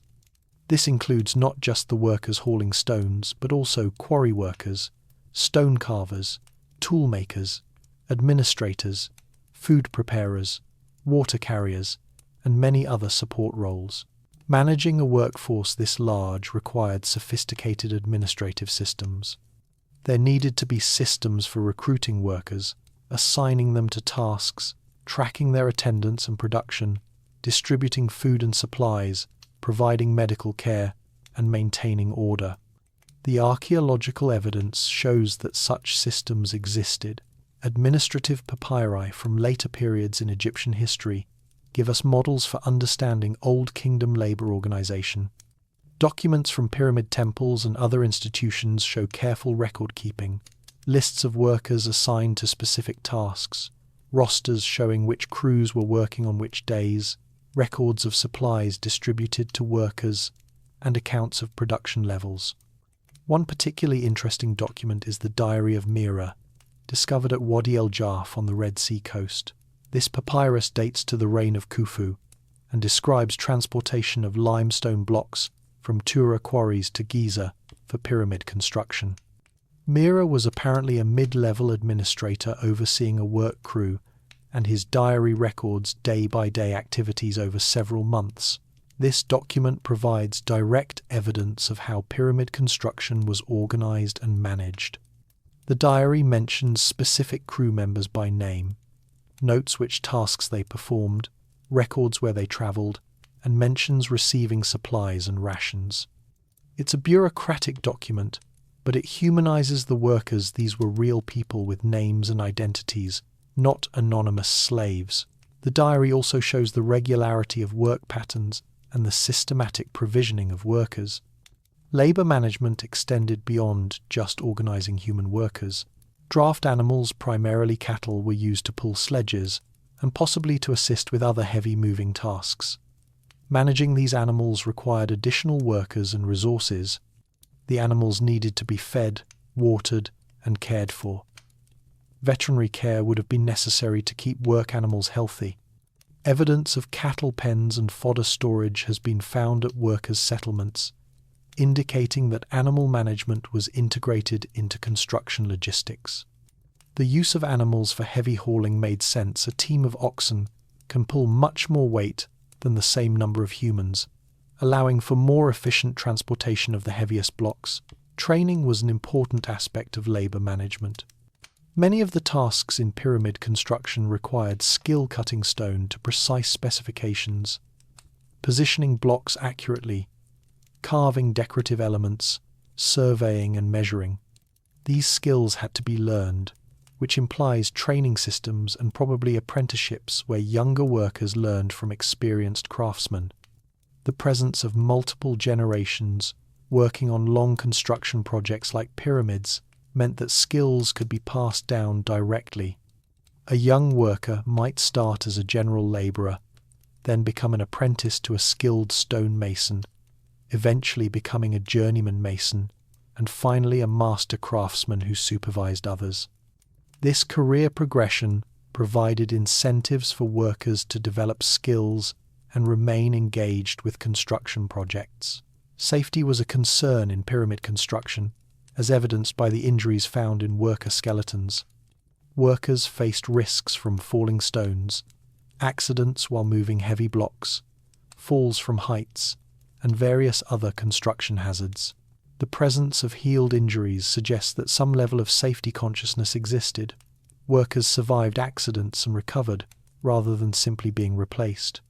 Some researchers have suggested that Egyptian builders used safety equipment like harnesses or ropes when working at heights, though direct evidence is limited. Tomb paintings occasionally show workers wearing what might be protective padding or simple safety equipment. The hierarchical organization of work probably meant that experienced workers supervised dangerous tasks, reducing the likelihood of accidents. Motivation of workers is an interesting psychological question. Why would thousands of people willingly participate in the enormous effort required to build pyramids? Several factors seem to have been important. First, religious belief. Egyptians believed that the pharaoh was divine, and that building the pharaoh's eternal resting place was a sacred duty that would bring blessings. Second, practical compensation. Workers were fed well and received payment in goods. Third, Social prestige participating in these massive national projects brought status and pride. The communal aspect of pyramid building shouldn't be underestimated. In many traditional societies, large communal projects serve important social functions beyond their practical purposes. They bring people together, create shared experiences, reinforce social bonds, and provide opportunities for individuals to demonstrate their capabilities. Pyramid construction may have served similar functions in ancient Egypt, acting as nation-building exercises that unified the population around common goals. The administrative apparatus supporting pyramid construction was extensive. Beyond the workers at the construction site, there were quarry administrators, transport supervisors, supply officers, scribes keeping records, priests performing rituals, and high-level officials coordinating everything. This bureaucratic infrastructure represented a significant investment of resources and expertise. The role of scribes deserves special mention. These literate officials were crucial for maintaining the records that made large-scale construction possible. Scribes tracked supplies, recorded worker assignments, calculated requirements, and communicated between different parts of the construction organization. In a society where literacy was limited to perhaps 1% of the population, scribes were valuable and respected professionals. Training scribes required years of education in reading, writing, mathematics, and administrative procedures. Scribe schools existed in major urban centers, and graduates would enter government service, potentially working on prestigious projects like pyramid construction. The prestige associated with literacy and scribal work is evident in Egyptian art. Scribes are often shown in favorable positions, and many Egyptian tomb autobiographies proudly mention scribal education. One fascinating aspect of labor organization was the integration of specialists. Beyond basic stone haulers and setters, pyramid construction required artists to carve hieroglyphics and reliefs, priests to perform ceremonies at various stages of construction, architects and engineers to plan and oversee building, astronomers to establish alignments, and many other specialists. Coordinating all these different roles required sophisticated project management. The financing of pyramid construction is another crucial aspect of labor management. Where did the resources come from to feed tens of thousands of workers, pay craftsmen, import materials, and maintain the construction apparatus? The answer lies in Egypt's agricultural wealth and its system of taxation and state-controlled redistribution. Egypt's agriculture, based on the Nile's annual flood, was incredibly productive. The flood deposited nutrient-rich silt on fields each year, allowing Egyptian farmers to grow abundant crops with relatively little effort compared to farmers in other regions. This agricultural surplus could be taxed by the state, creating the resources needed for major construction projects. Taxation in Old Kingdom Egypt was primarily in kind rather than currency. Farmers paid taxes in grain, livestock, and other products. These products would be stored in state granaries and warehouses, then redistributed to workers on state projects. This system allowed the pharaoh to mobilize resources on a massive scale without requiring a monetary economy. The economic impact of pyramid construction on Egyptian society was significant. By employing thousands of workers and distributing food and resources to them, pyramid projects created a form of economic stimulus. Resources flowed from state storehouses to workers, who presumably used at least some of these resources to support their families or to trade for other goods. This circulation of resources throughout society may have strengthened the economy and reinforced social cohesion. The tradition of monumental construction in Egypt lasted for millennia, from the earliest pyramids around 2670 BC through the great temples of the New Kingdom and into the Greco-Roman period. This long tradition meant that knowledge and expertise in construction management was accumulated and passed down through generations. Later projects could benefit from the experience and lessons learned from earlier ones. The decline of pyramid building after the Old Kingdom wasn't due to loss of technical capability. Later Egyptians could certainly have built pyramids if they wanted to. Rather, it reflected changing religious beliefs, political structures, and royal priorities. The focus shifted from pyramids to elaborate rock-cut tombs like those in the Valley of the Kings, and to massive temple complexes. But the organizational capabilities developed during the Pyramid Age continued to serve Egyptian civilization in these later projects. The legacy of Egyptian labor organization is significant. The Egyptians demonstrated that large-scale construction projects could be accomplished through organized, compensated labor, rather than through slavery or force. They developed administrative systems for managing complex projects involving thousands of workers. They showed that proper feeding and care of workers could sustain productivity over long periods. These lessons remained relevant throughout history and influenced how later civilizations approached major construction projects. Understanding the human dimension of pyramid construction, the organization, motivation, and treatment of workers gives us a more complete and accurate picture of how these monuments were built. It moves us away from simplistic narratives of slave labor and shows us instead a sophisticated society capable of mobilizing and coordinating human effort on an unprecedented scale through organization, planning, and shared purpose. Chapter 7: The Science of Stone, Material Properties and Engineering Solutions. Here's a question that goes to the heart of Egyptian engineering. How did ancient builders know that a particular stone could support the weight of millions of tons above it without crushing? How did they know which stones could be used for columns, which for roofing, and which would crack under stress? The answer reveals that Egyptian builders had extensive practical knowledge of material properties, what we would now call material science, gained through observation, experimentation, and centuries of accumulated experience. The Egyptians worked primarily with three types of stone: limestone, sandstone, and granite. Each of these materials has different properties, and Egyptian builders learned to use each type for applications where its specific characteristics provided advantages. Limestone was the workhorse of Egyptian construction, making up the vast majority of stone used in pyramids and temples. Limestone is a sedimentary rock formed from the compressed remains of marine organisms over millions of years.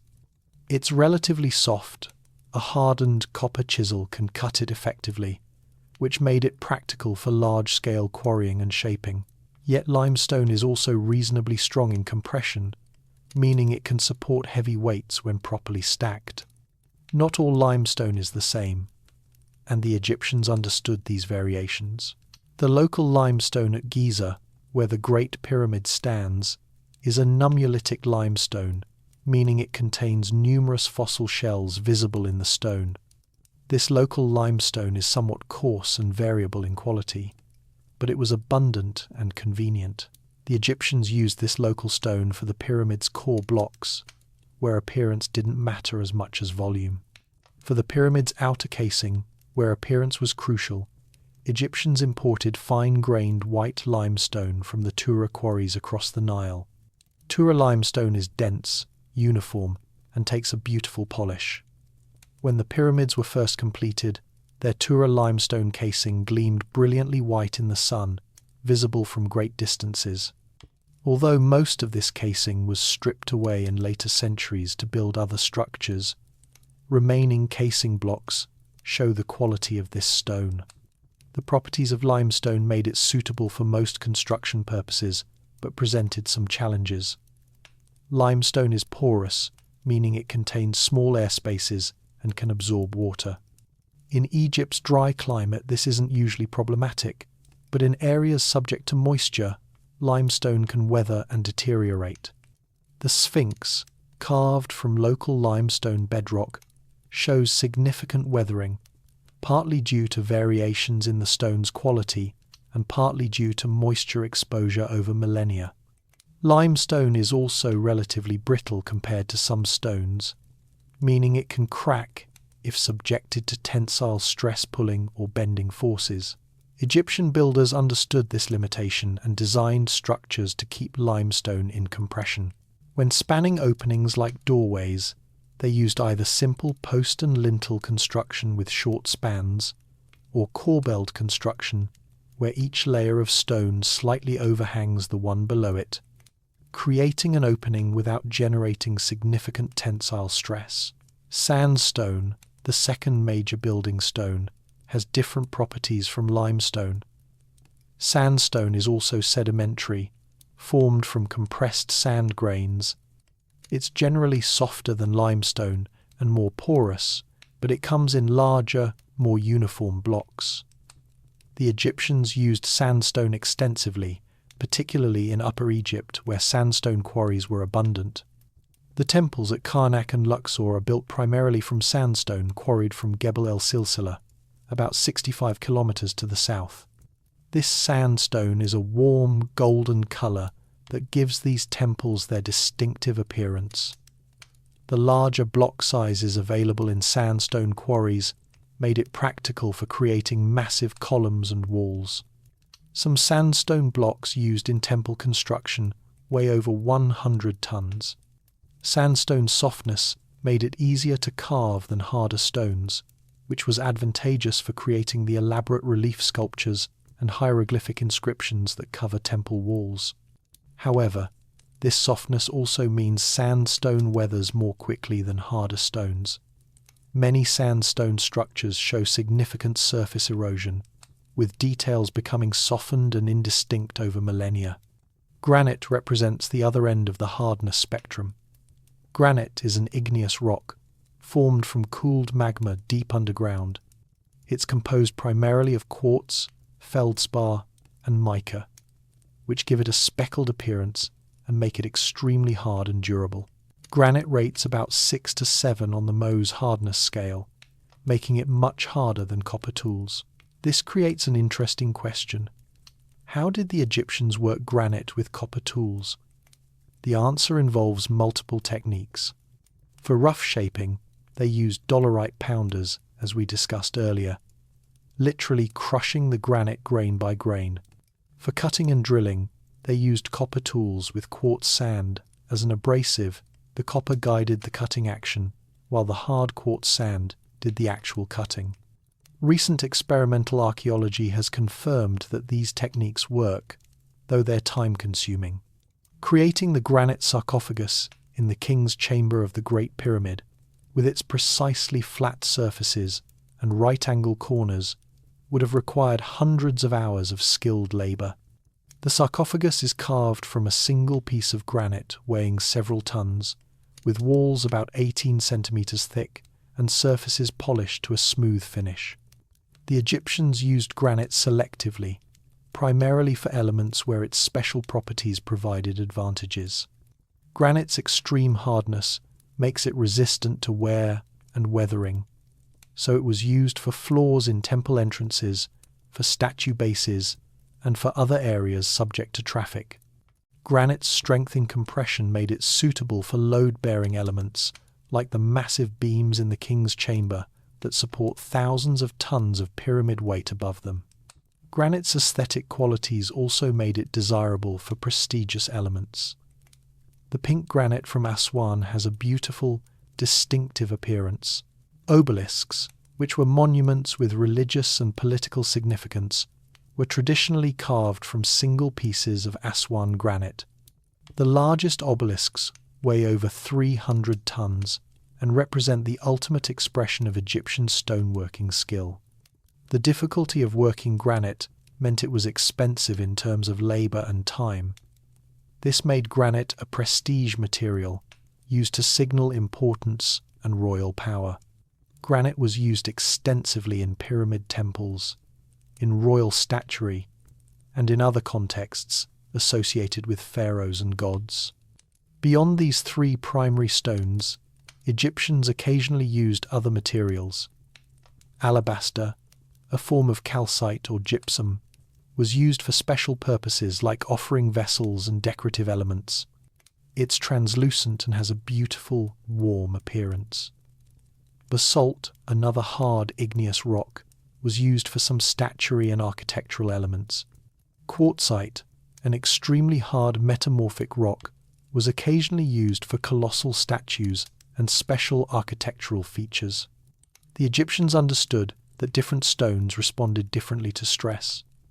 Modern engineering recognizes two primary types of stress: compression, squeezing, and tension, pull.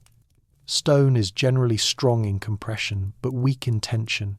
It can support heavy weights pressing down on it, but it cracks easily if you try to bend or stretch it. Egyptian architectural design worked with these material properties. Most Egyptian structures use post and lintel construction, where vertical posts support horizontal lintels. The posts are in compression, which stone handles well. The lintels are more complex. They're in compression from weight above, but they also experience tensile stress on their bottom surfaces from bending under their own weight and the weight they support. This tensile stress limits how far a stone lintel can span. For limestone, safe spanning distances are relatively short, maybe 4 to 6 meters, depending on the lintel's dimensions and the weight it must support. This is why Egyptian columned halls have columns relatively close together. The hypostyle hall at Karnak, with its 134 massive columns, uses close spacing to limit the spans of the stone roof beams.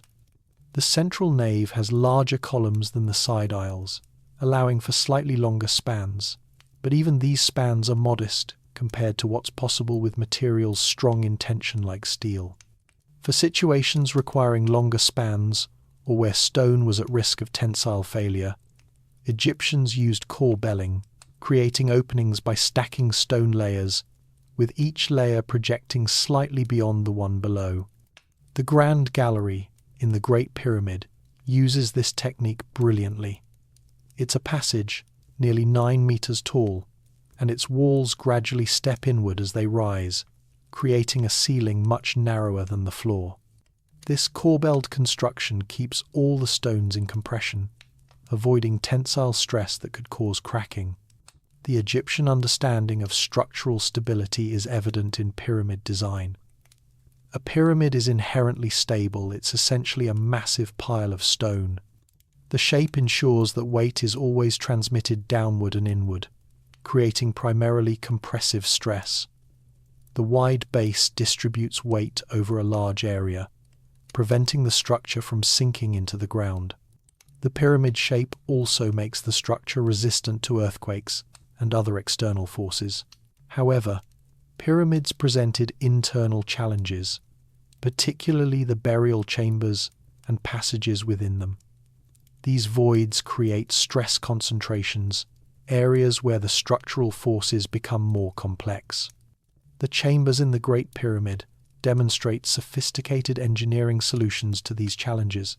The King's Chamber contains the most impressive structural engineering in the pyramid. This chamber is about 10 meters long, 5 meters wide, and nearly 6 meters high, and it's located deep within the pyramid with thousands of tons of stone above it. The ceiling consists of 9 granite beams, each weighing approximately 50 tons. Above these beams are 5 relieving chambers, essentially empty spaces separated by additional massive granite beams. This relieving chamber system is a brilliant engineering solution. Instead of letting all the pyramid's weight press directly on the king's chamber ceiling, the relieving chambers distribute this weight to the surrounding pyramid structure. The topmost relieving chamber has a pointed ceiling made of limestone blocks leaning against each other, which channels weight outward to the sides. This system has worked perfectly for over 4,500 years. There's no structural damage to the king's chamber despite the immense weight above it. The choice of granite for these critical structural elements wasn't arbitrary. Granite's superior strength made it the best available material for this application. The precision of the joinery between these massive granite beams is remarkable. The beams fit together closely, distributing weight evenly across their surfaces rather than creating stress concentration points. Foundation engineering was another area where Egyptians demonstrated sophisticated understanding. The Great Pyramid sits on a carefully prepared foundation. The bedrock was leveled, and remaining irregularities were filled with limestone blocks to create a flat, level surface. This preparation was crucial because any significant unevenness in the foundation would cause differential settling as the pyramid's weight pressed down, potentially leading to cracks or structural problems. The precision of the foundation leveling is extraordinary. The entire foundation is level to within about 2 centimeters across, the full 230-meter length of each side. This precision wasn't just for show, it was structurally important. If one corner of the foundation was significantly lower than the others, the pyramid blocks above that corner would bear more weight, potentially causing crushing or displacement. Mortar used in Egyptian construction represents another aspect of material science. Contrary to what some people believe, Egyptian builders did use mortar between stone blocks, though not as a bonding agent in the way modern mortar works. Instead, Egyptian mortar made from gypsum heated and then mixed with water served as a lubricant during block placement and as a filler for small gaps between blocks. This mortar had several beneficial properties. It remained somewhat plastic while setting, allowing blocks to be shifted and adjusted into precise position. It filled small irregularities in block surfaces, helping distribute weight more evenly.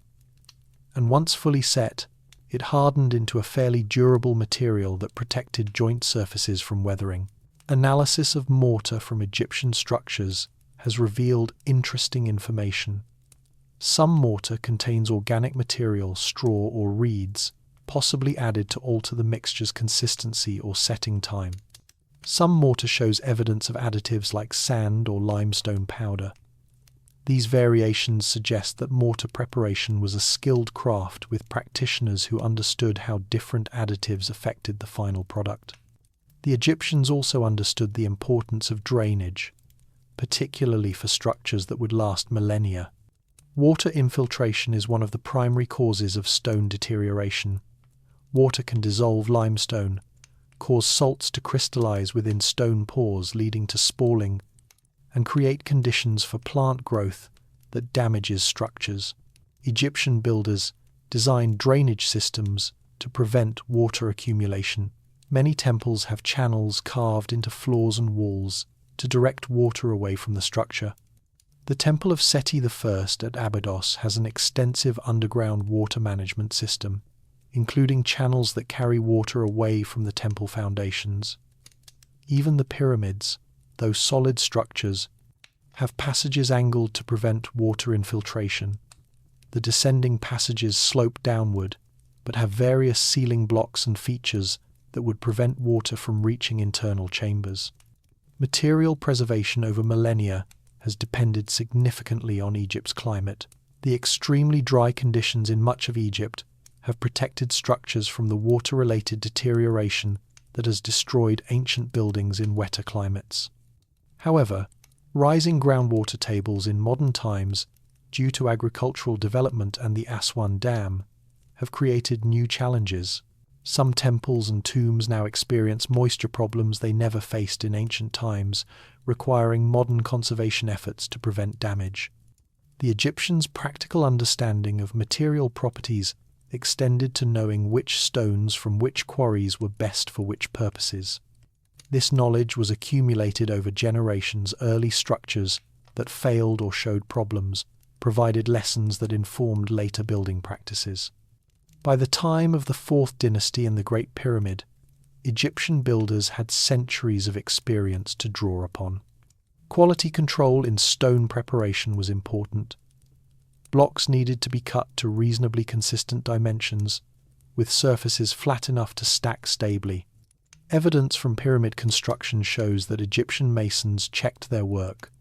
Some blocks show geometric guidelines carved into their surfaces, indicating that masons were working to specific specifications. Blocks that didn't meet standards could be rejected or assigned to less critical locations in the structure.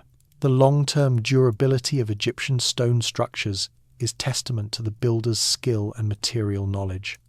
The pyramids have stood for over 4,500 years, weathering earthquakes, sandstorms, and the occasional heavy rain. While they've lost their outer casings and suffered some weathering, their basic structures remain sound.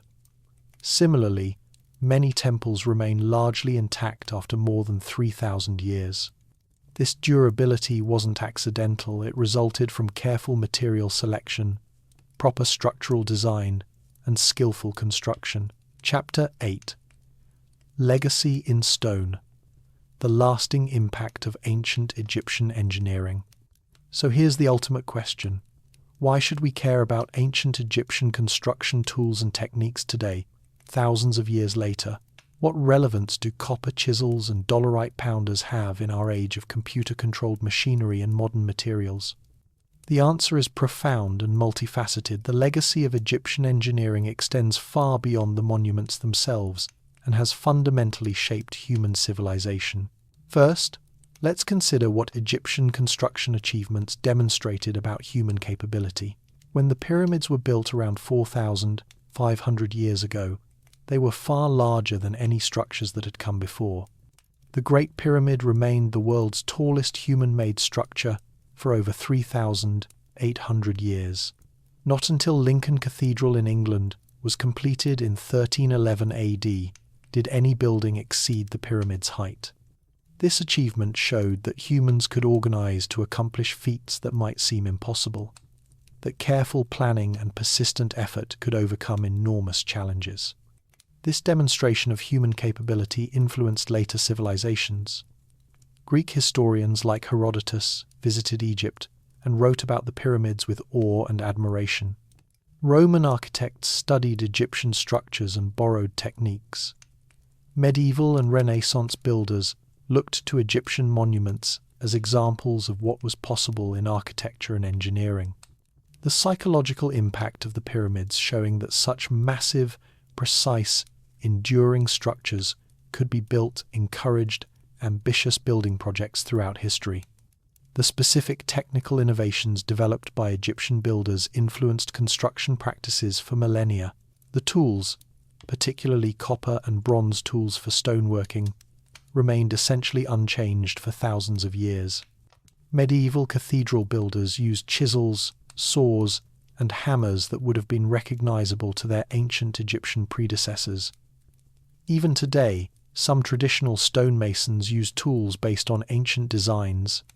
Egyptian surveying and leveling techniques also had lasting influence. The water level method for establishing horizontal references remained standard practice until modern times. The use of plumb bobs for establishing vertical lines continues today. The Egyptian cubit became the basis for measurement systems used throughout the ancient Mediterranean world, influencing Greek, Roman, and eventually European measurement standards.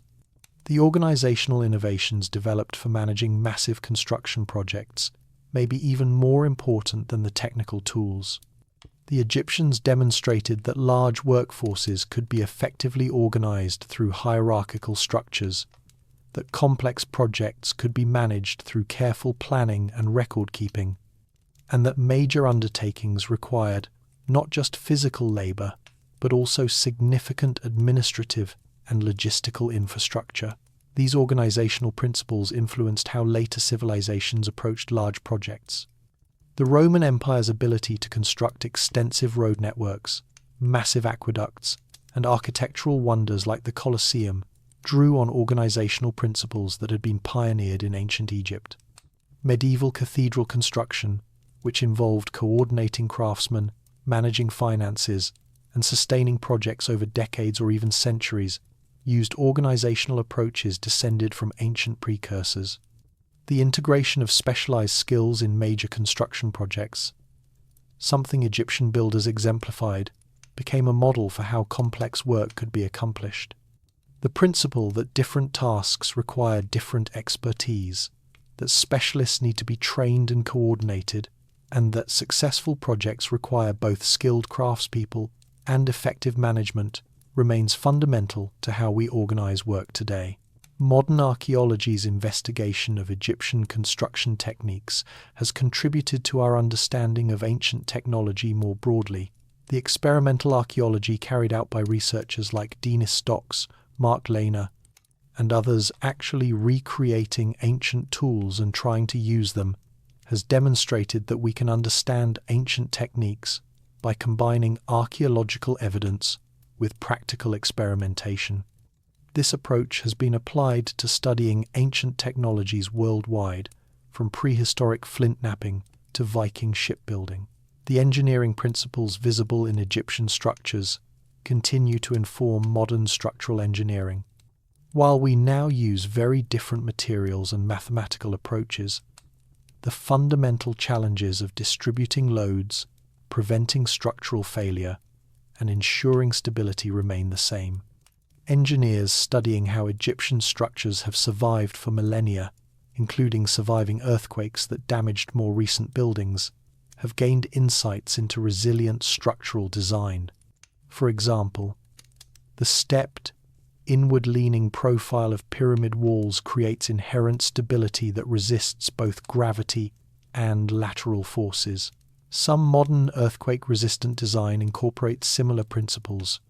The use of relieving chambers to distribute weight around vulnerable voids has parallels in modern structural design, where stress concentration needs to be managed.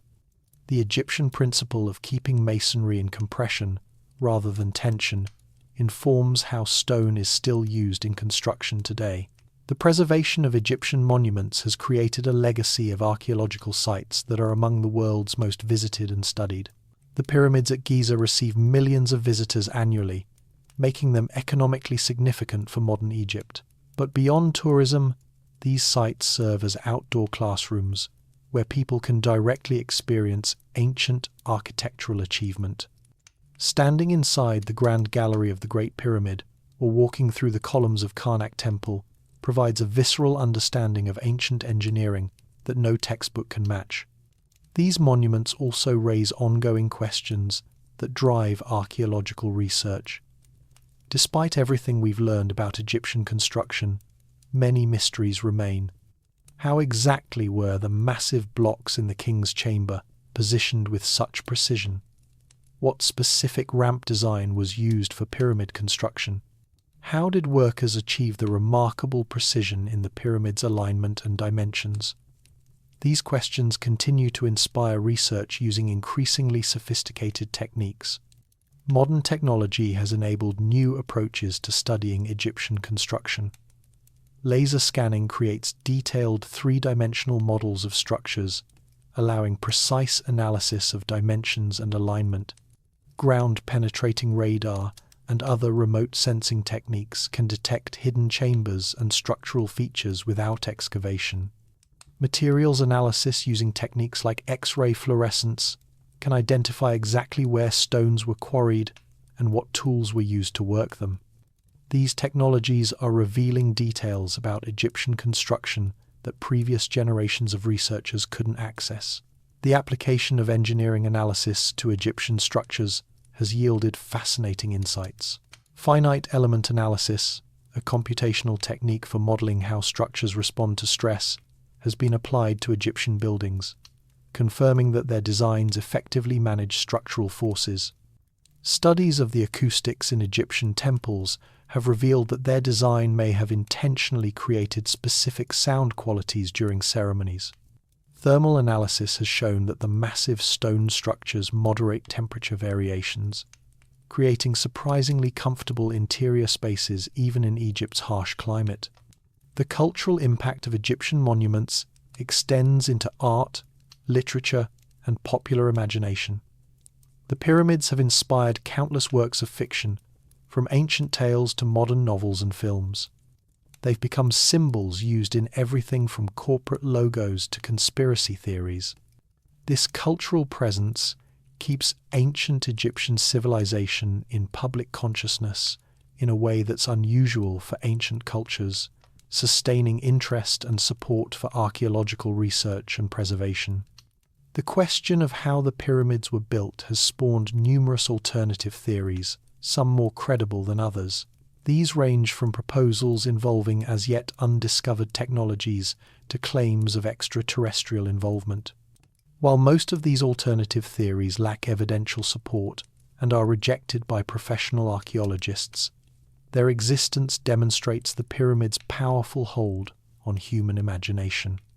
They also highlight the importance of clear public communication about what archaeological evidence actually tells us.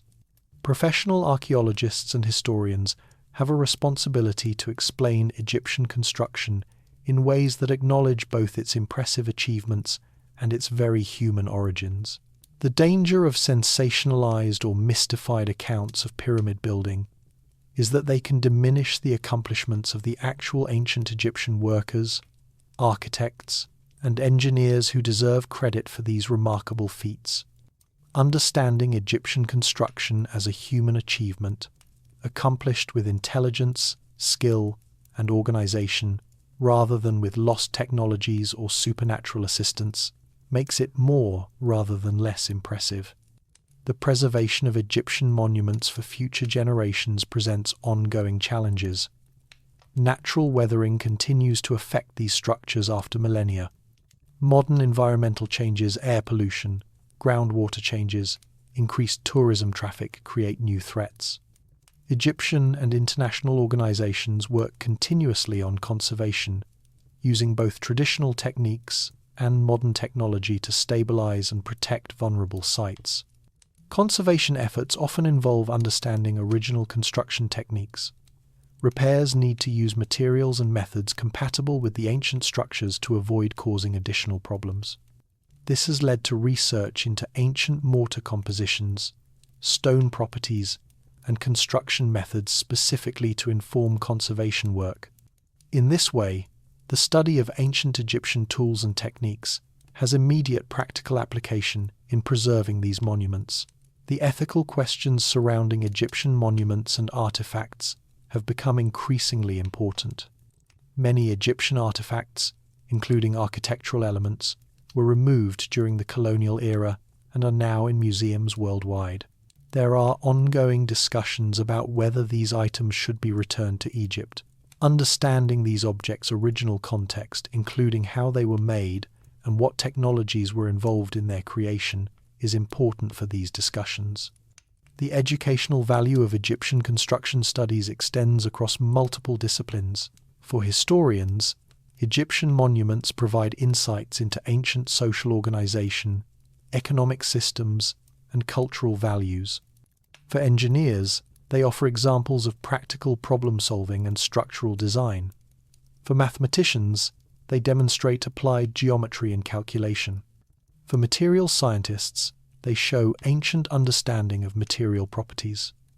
This multidisciplinary relevance makes Egyptian construction an excellent topic for integrated learning. Future research will undoubtedly reveal more about Egyptian construction techniques. Archaeological excavation continues at sites throughout Egypt, regularly producing new discoveries. Advanced analytical techniques are being applied to existing evidence, yielding new insights. Experimental archaeology continues to test and refine our understanding of how specific techniques worked. The complete story of Egyptian construction is still being written. The broader implications of understanding ancient Egyptian construction relate to how we view human history and capability.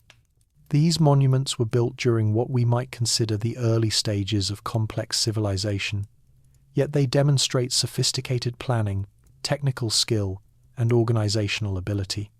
This reminds us that ancient peoples weren't primitive or intellectually inferior to modern humans. They were just as intelligent and capable as we are, working with different knowledge bases and technologies.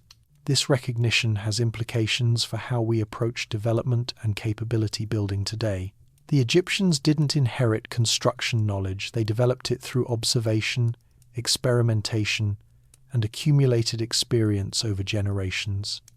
This incremental building of knowledge and skill, with each generation contributing improvements based on what came before, is a model for how human progress actually occurs. It's not about sudden breakthroughs or individual genius, but about sustained effort and systematic knowledge development. The tools and techniques of ancient Egyptian builders, examined closely, reveal a civilization that was practical, innovative, and ambitious. They used the materials available to them: copper, stone, wood, with remarkable effectiveness. They developed techniques that worked with, rather than against, the properties of these materials. They organized human labor on scales that wouldn't be matched for millennia. And they created monuments that have lasted longer than any reasonable person might have expected. Structures that continue to inspire awe and admiration thousands of years after their builders died. When we look at a pyramid, we shouldn't just see a pile of stone blocks. We should see the accumulated knowledge of generations of quarrymen who learned which stones would split cleanly and which would fracture unpredictably. We should see the skill of copper workers who learned to harden their tools to maximum effectiveness. We should see the ingenuity of carpenters who designed sledges and levers that could move blocks weighing tons. We should see the organizational genius of administrators who coordinated thousands of workers, managed logistics for feeding and housing them, and kept construction projects on track over decades. We should see the mathematical insight of architects who could calculate volumes, establish alignments, and design structures that would remain stable under their own enormous weight. We should see the engineering understanding of builders who knew how to distribute loads, avoid stress concentrations, and create structures that would last.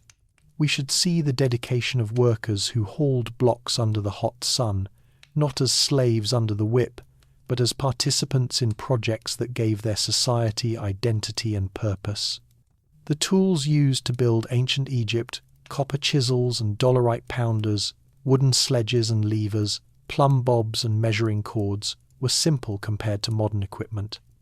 But in the hands of skilled, organized workers following well-designed plans, these simple tools accomplished extraordinary things. That's the lasting lesson of Egyptian construction.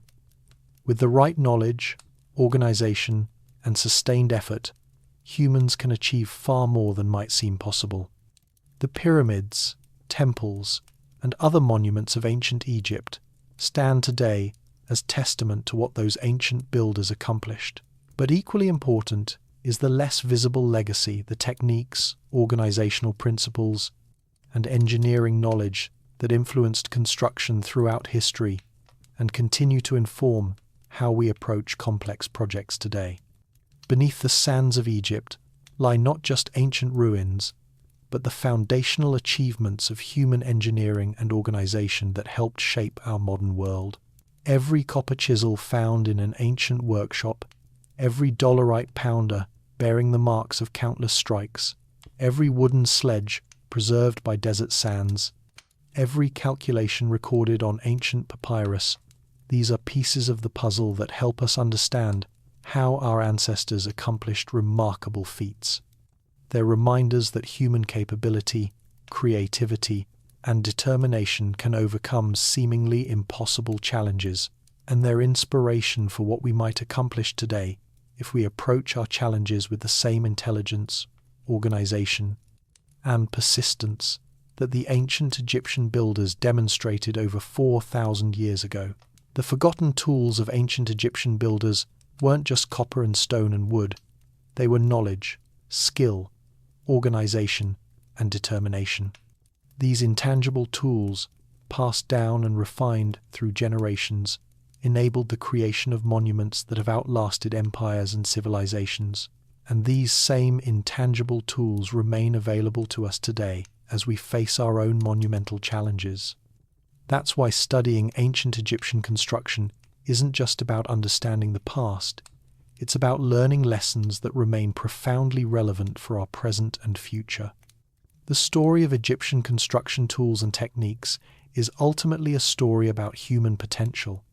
It's about what people can accomplish when they combine practical knowledge with organized effort, when they learn from experience and pass that learning to future generations, when they set ambitious goals and persist through challenges to achieve them. The ancient Egyptian builders left us more than stone monuments. They left us an example of human capability at its finest. And that legacy continues to inspire and inform us thousands of years later.